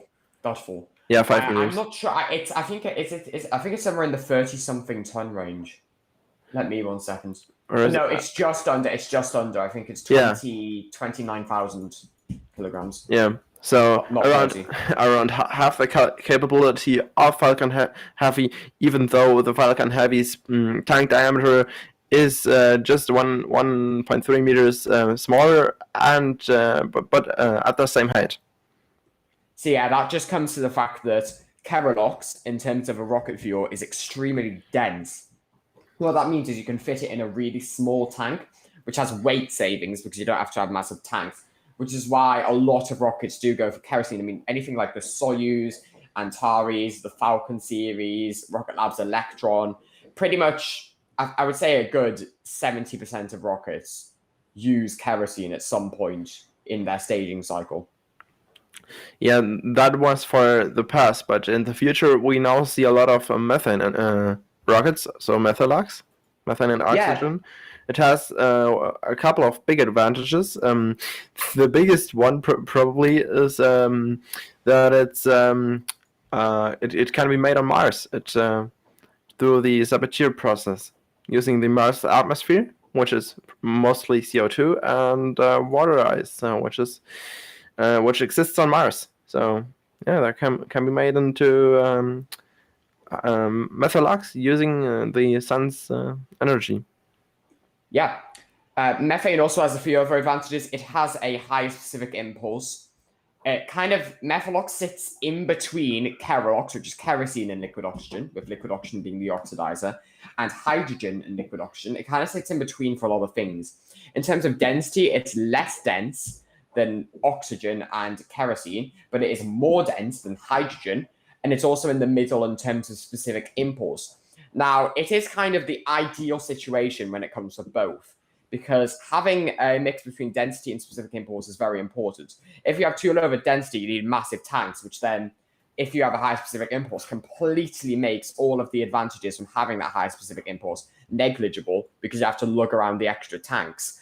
Whereas you don't have to look around the extra tanks when you're working with methane, because even though it has a up to 70 ISP negative specific impulse difference between that and hydrogen, it needs much, much smaller tanks. So the Vulcan, for example, I think it's only about 50 meters tall, I think. Around that. Is it like 54? I don't remember. So. But it is. I think it's about 60. Point is, Vulcan's about 60 meters tall, and the Delta IV Heavy is about 70 meters tall, and it can deliver about the same payload to orbit in its heavy configuration, which doesn't have any of those extra liquid side boosters. It just has heavy solid rocket boosters. It can deliver 27 tons to orbit, and the Delta IV Heavy can deliver 29 without having to have those massive side boosters on them. And that's due to hydrogen. Really, because hydrogen requires a massive, massive amount of space to be stored because it has a really low density. Whereas the methane, which the Vulcan is using on its first stage, is really, really good at being able to be compressed into a smaller space compared to hydrogen, which means that even without those side boosters, it can deliver the same payload to low Earth orbit with about maybe 50% of the volume of the Delta IV Heavy.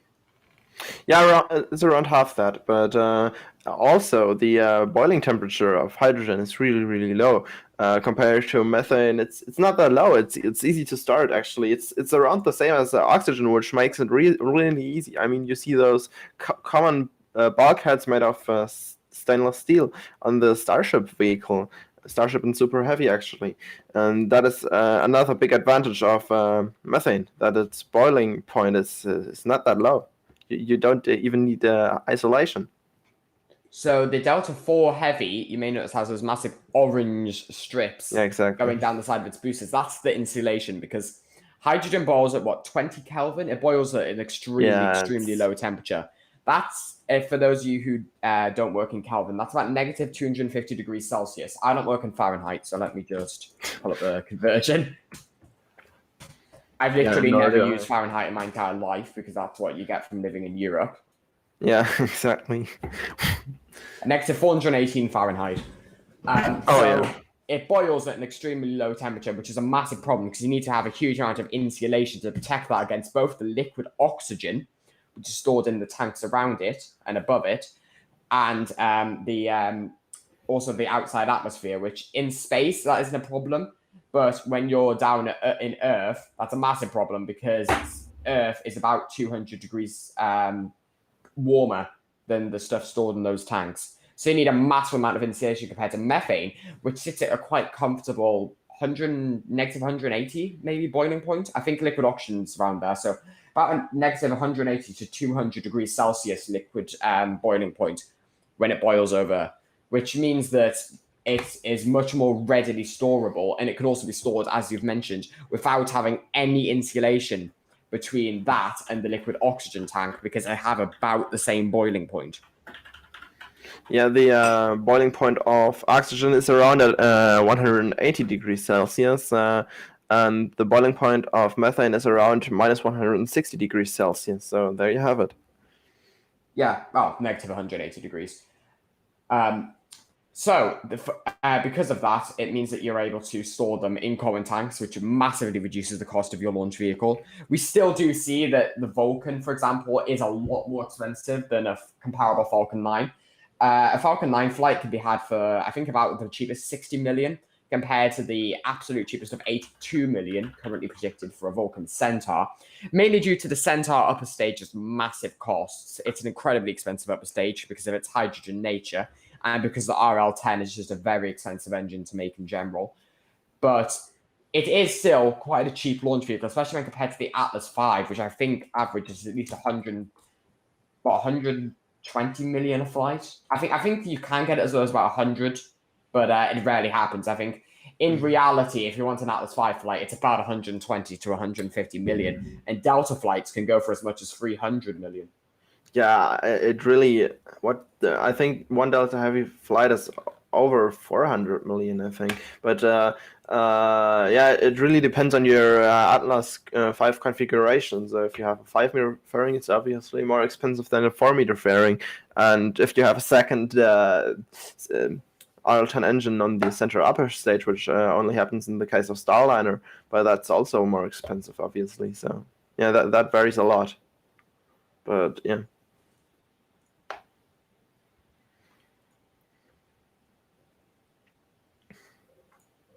I think at the moment, whenever the Vulcan launches, its main competitor is going to be the Falcon 9, because something like the Rocket Labs, even its Neutron, which they're busy developing, won't be in the same class as the Falcon 9, which is in exactly the same payload class as Vulcan and Vulcan Heavy. So Vulcan's real main competitor will be Falcon 9. It'll be interesting to see how SpaceX is able to compete with ULA, because ULA is very good at getting contracts with defense companies and also with NASA's more explorative missions, whereas generally speaking, SpaceX mainly launches communication satellites and of course their own Dragon launch vehicle, Dragon launch payloads. So in reality, it'll be interesting to see whether SpaceX or ULA gets more flights out of Falcon versus Vulcan, because it'll be interesting to see how big the demand actually is for the Vulcan. Yeah, Neutron's capability of payload to orbit is around 8 tons, so it's around that of Soyuz and Antares. So that's it won't be a huge competitor compared to Vulcan, because Yeah. I think the Atlas V, even its smallest configurations, can still manage about 14 tons to orbit. Yeah. Actually, I think in its lowest it's about 8 tons. It can go. Most configurations manage at least 10, but even the Atlas V easily outclasses stuff like the Soyuz in terms of actual ability to orbit. Yeah, I mean, we don't know yet for Neutron, because there have been indicators that they increased their rocket's performance. So it might be a bigger rocket and even compete with the Falcon 9. So maybe we can see it being a competitor for Vulcan, but we have to wait until Rocket Lab releases more information about Neutron. But it's gonna be exciting. I'm really excited for Neutron. I'm really excited to see what comes out of Rocket Lab, and to see what comes out of Vulcan as well, and to see how all these new space ventures will compete. Because obviously we also have Firefly and Astra also trying to make entries into the market, but mainly in terms of small sats. So in terms of rocket launch competition, there are sort of, I guess, 3 bands really. You have the heavy bands, which I'm going to class as maybe over like 20,000 kilograms, 20 tons. And then you have super heavy, but there's not really very many things which fall into that. That's mainly like human missions. You also have the sort of medium, which is sort of from 10 to 20 tons. And then you have light satellites, which sort of range from at most 10 tons. But most of the small satellites can go anywhere from 10 kilograms to 2 tons. So those are smaller satellites. Lucy actually would fall into that band, but the only reason why Lucy is so light is because A, it doesn't need to be heavier, and B, because this is going into an orbit around the sun, it needs to be lighter so that you can carry more fuel on your upper stage to actually deliver it to that orbit.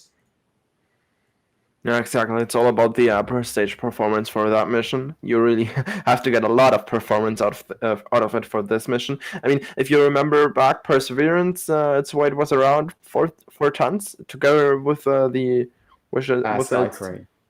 Skycrane weight was that like about a ton?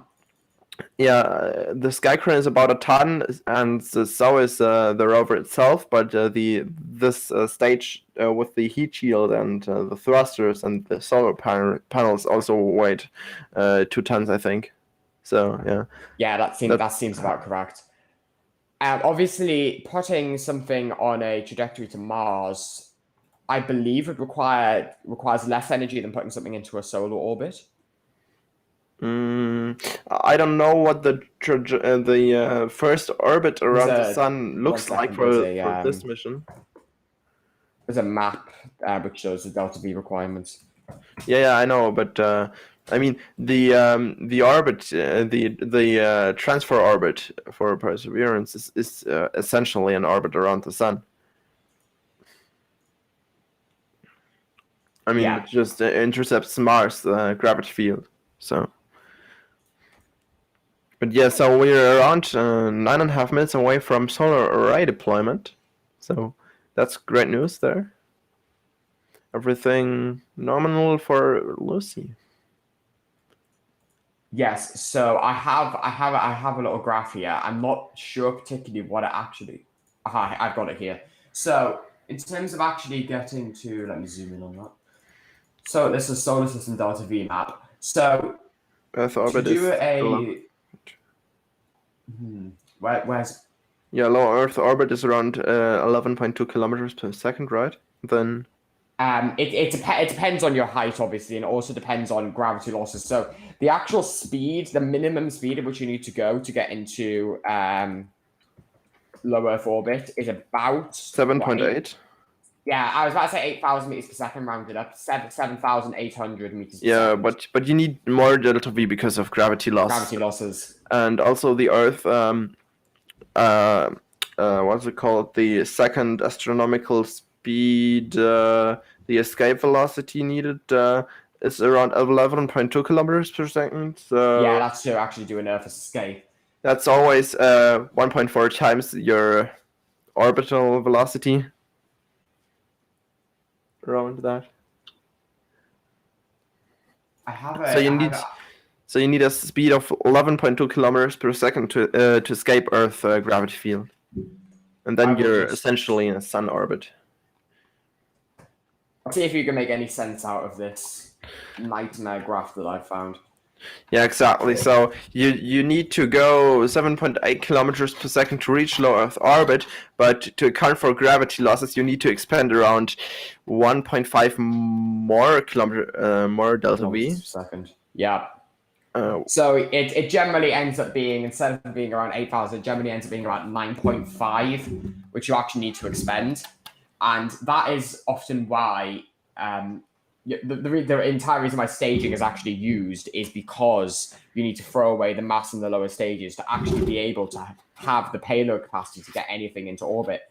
I mean, even early rockets did that. If you go back to the Atlas, the original Atlas, not the Atlas V that was launched in this session, the original Atlas, as early as 1957, that had a system where the outer two engines, which provide most of the thrust during launch, but were less efficient, would be jettisoned, and the entire outer shell around the main engine would just fall off, and you'd have the main engine burning. So that was not capable of getting to orbit, but when combined with second stages such as the Agena or the Centaur, that was actually capable of being an orbital launch vehicle. But because of gravity losses, you do have to factor those in, and because of those losses, your payload capacity ends up being majorly reduced. So if that's why rockets often have stuff like solid rocket boosters, because the faster you can actually get into that orbit, the less gravity losses you will experience. It depends on your time. So if you go at a higher G-force, obviously that has disadvantages of having to deal with aerodynamics at lower altitudes, which is obviously more drag. But has the advantage that the quicker you can get to orbit, the less gravity losses you will face. So that's why stuff like the Minotaur launch vehicles, they use all solid rocket boosters. And those allow them to get a really, really high thrust to weight ratio, something like 3 to 4. So that thing absolutely leaps off the pad. And so it features less gravity losses because it accelerates so fast.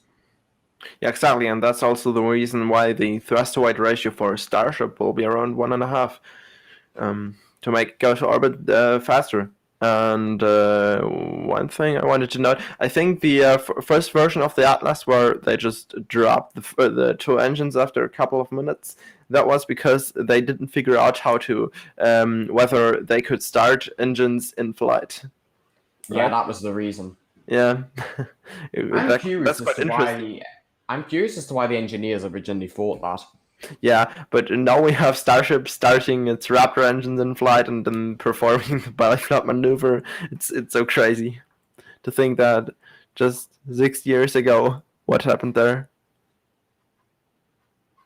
The technological advancement we've done in the past 120 years has been incredible. We've gone from not even, I mean, there was a New York Times article in 1903 that went famous because it said that man will never achieve flight in a million years. Just a few months later, the Wright brothers successfully launched their 12-second flight, which was the first ever human flight of any kind that wasn't, that was actually powered, not just like a glider flight or anything to do with, so it wasn't a glider flight, it was actually a powered flight from the ground, not a hot air balloon flight or a flight going down a hill. So that was the first time that humans actually achieved powered flight. And funnily enough, just 65 years after that occurred, men took their first steps on the moon. So we really have had a massive technological advancement in just the last 120 years, because we've gone from just making the first human flight to developing jet-powered aircraft and going to the moon, and now hoping to go, we've sent payloads to Mars, and they're hoping to get humans to Mars with the Starship system. So in just 120 years, man has traveled millions and millions of miles farther than anybody could ever have imagined. Yeah, and another thing that's really, really cool, I think, is that on Ingenuity, which is the Mars helicopter that launched on Perseverance, there's actually a part of the first powered flight of the first plane that powered the first powered flight on Earth with people on it. So one piece of that plane is on Ingenuity, which actually flew on Mars. So I can only imagine what those people's reaction would have been if they knew what would happen to their to a small piece of their plane. It's just incredible to think of. So to give you some perspective on where the mission is right now, I believe we are currently awaiting on full solar panel deploy. Yeah, that'll happen in around 2.5 minutes from now. Yeah, so we're just currently waiting for that to occur. I have completely somehow managed to lose the NASA live feed somehow. There we go, found it. So solar array deploy will hopefully be completed in approximately 2 minutes. And when that happens, everything went perfectly for Lucy, and it's ready to visit the 8 asteroids that it's supposed to visit in its around 12 years expected mission timeline.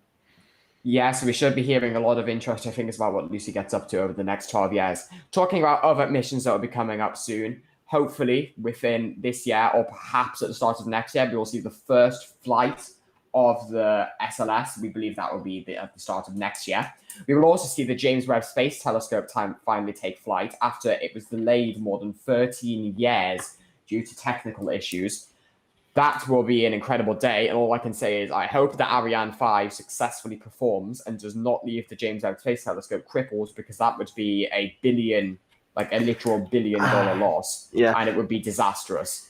I mean, the Ariane 5 hasn't failed in like 40 years, or is it 20? I don't know. It's been a long time, but the last major Ariane 5 failure I can remember was in 1998. Yeah, okay, then it was 20 years. So this century, it hasn't failed. So I hope this continues. Let's just hope.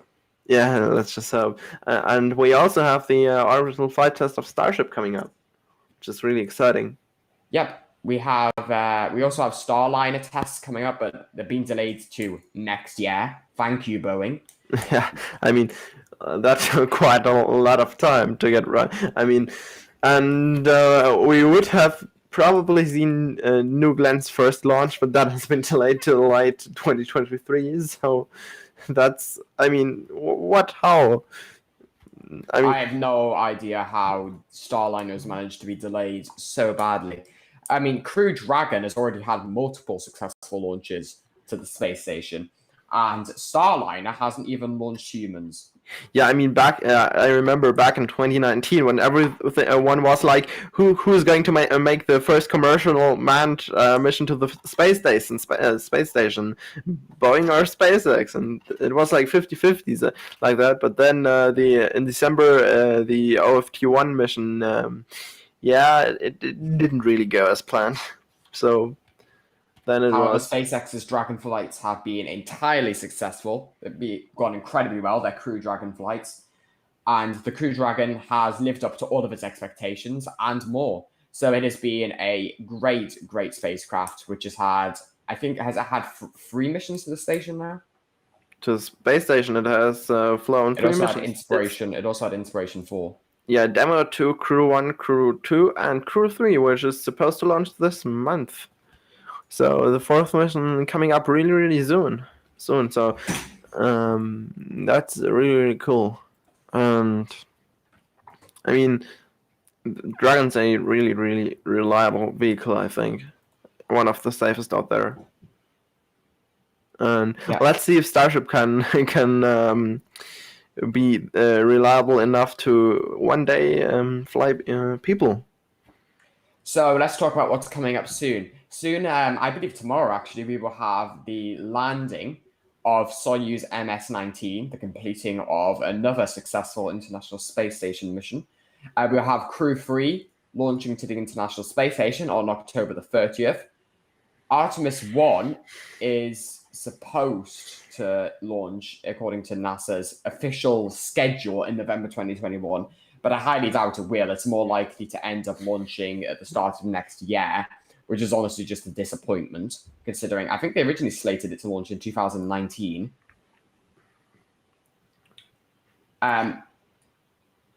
The DART flight test should be taking place in November or December, which will be interesting to look forward to. Yeah, it's the Falcon 9 launch. And the Soyuz MS-18 undocking will be in around 12 hours from now.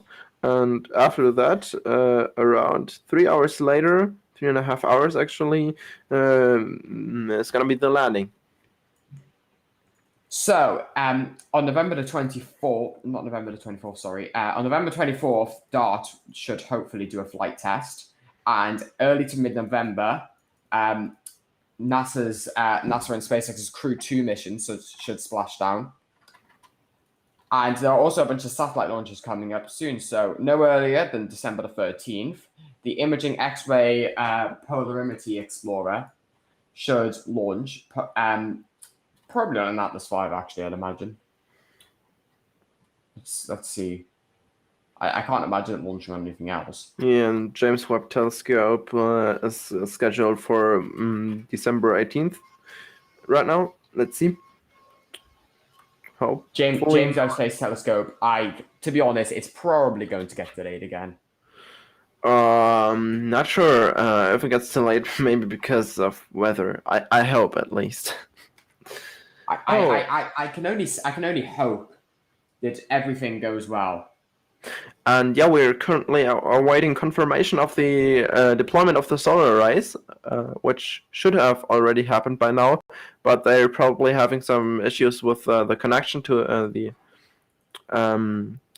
spacecraft. So let's see if we can get the confirmation of the solar array deployment, and then we're gonna, then the missions.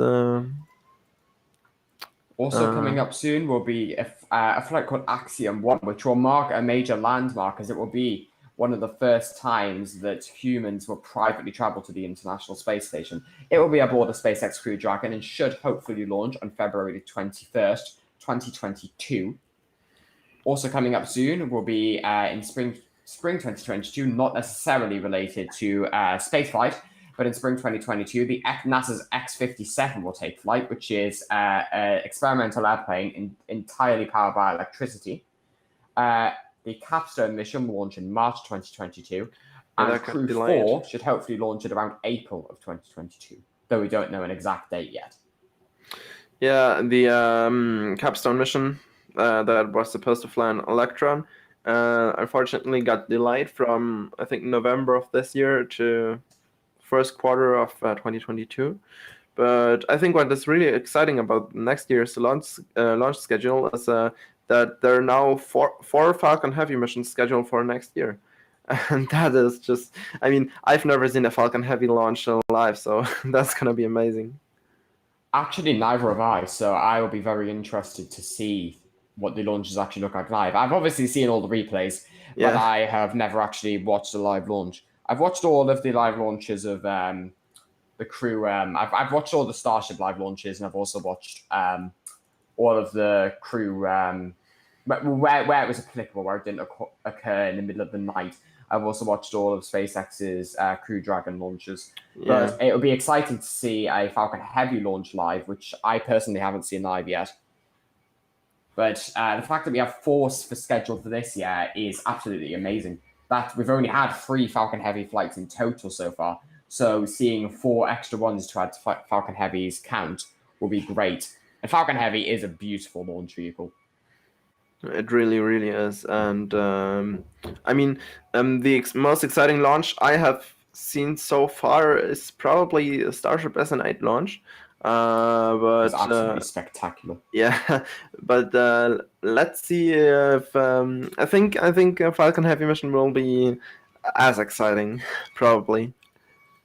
Yeah, it seems to be right now that SpaceX is possibly the most interesting and most exciting company right now in the space industry. However, Rocket Lab's developing Neutron is certainly interesting. Firefly and their Firefly Alpha will be interesting. Astra's Astra rockets launch vehicles, and also seeing what happens with Vulcan will also be incredibly interesting. So I'm extremely interested in the future of space exploration.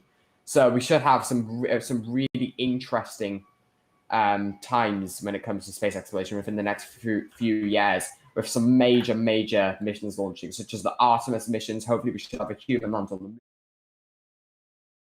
It could end up being as late as 2026. I think 2024 is unlikely at this point, So but yeah, I mean, they delayed it because of I think their reason was the spacesuit development for the moon. Like, I think one of their suppliers was like, no, 2024 we can't do that. So, and one other, yeah, go ahead. I think that in terms of developmental pace, I think NASA gets a lot of blame for the delays which have happened to SLS, but I actually think that the time period of what's happened in terms of SLS development so far has actually been relatively impressive. Because, I mean, it took about 10 years for NASA's Apollo program to fully mature. I mean, in fairness, though, there were initially actually some head starts that nobody really talks about when it comes to Apollo.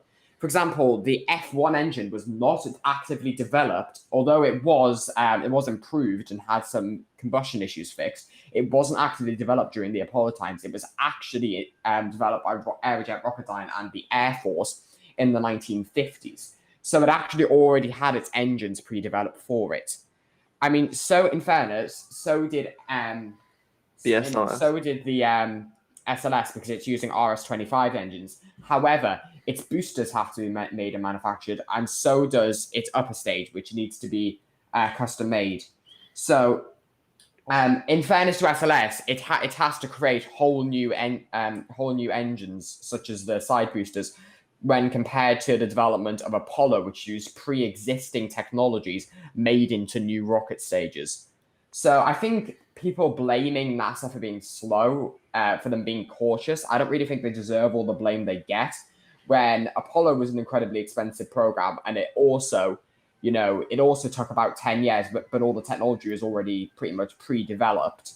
So I think the fact that it's probably going to take, until we get a human landing on the moon, about 15 years, is fair enough in the SLS program. It obviously could have probably have occurred in about 10 if NASA had a higher budget, similar to that of what it had during the 1960s. But unfortunately, that just isn't the case, because that's not how politics works.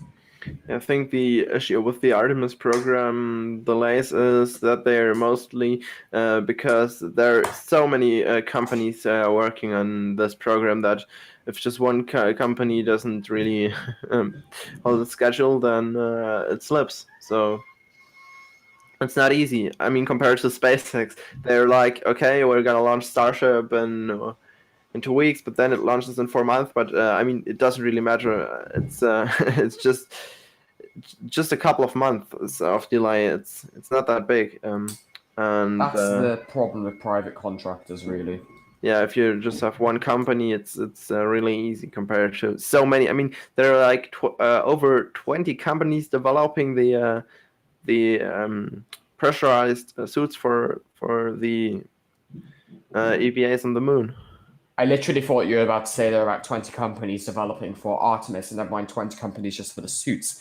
Yeah. But that does make a lot of sense. And just the fact that even just one of those companies could completely derail the entire program is a scary thought. Because unlike SpaceX and unlike other companies, NASA, because it is a governmental organization, has to contract out. It can't really build things.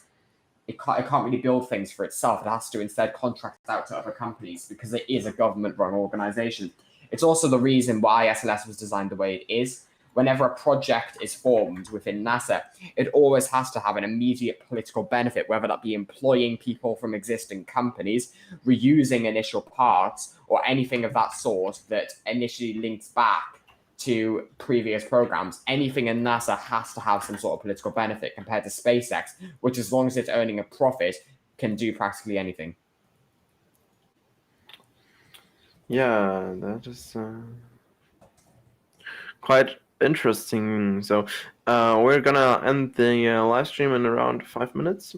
Yeah. So the commentary, let's see, when we get confirmation of solar array deployment. Now another thing that I think is really interesting is the launches of new companies coming up next year. For example, Relativity Space. I think their rocket concepts are really exciting. We have Terran 1 and Terran R, which is supposed to be fully reusable, and that already in 2024, which is amazing, I think.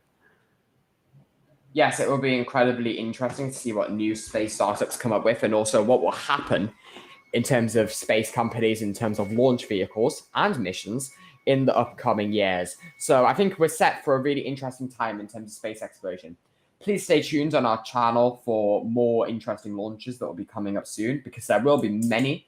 For example, tomorrow, I'm not sure if we're streaming this, but there will be the splashdown of Soyuz, and there are also many other missions, as we've talked about previously, which will be coming up soon. So if you're interested in space exploration and want to see all your live streams, please subscribe to this channel, turn on the notification bell if you want to know when live streams are going to happen, and we will see you in the next launch. Yeah, so bye everyone. I hope you enjoyed the stream, and that's it for me. That's it from us, everybody. Goodbye. Goodbye.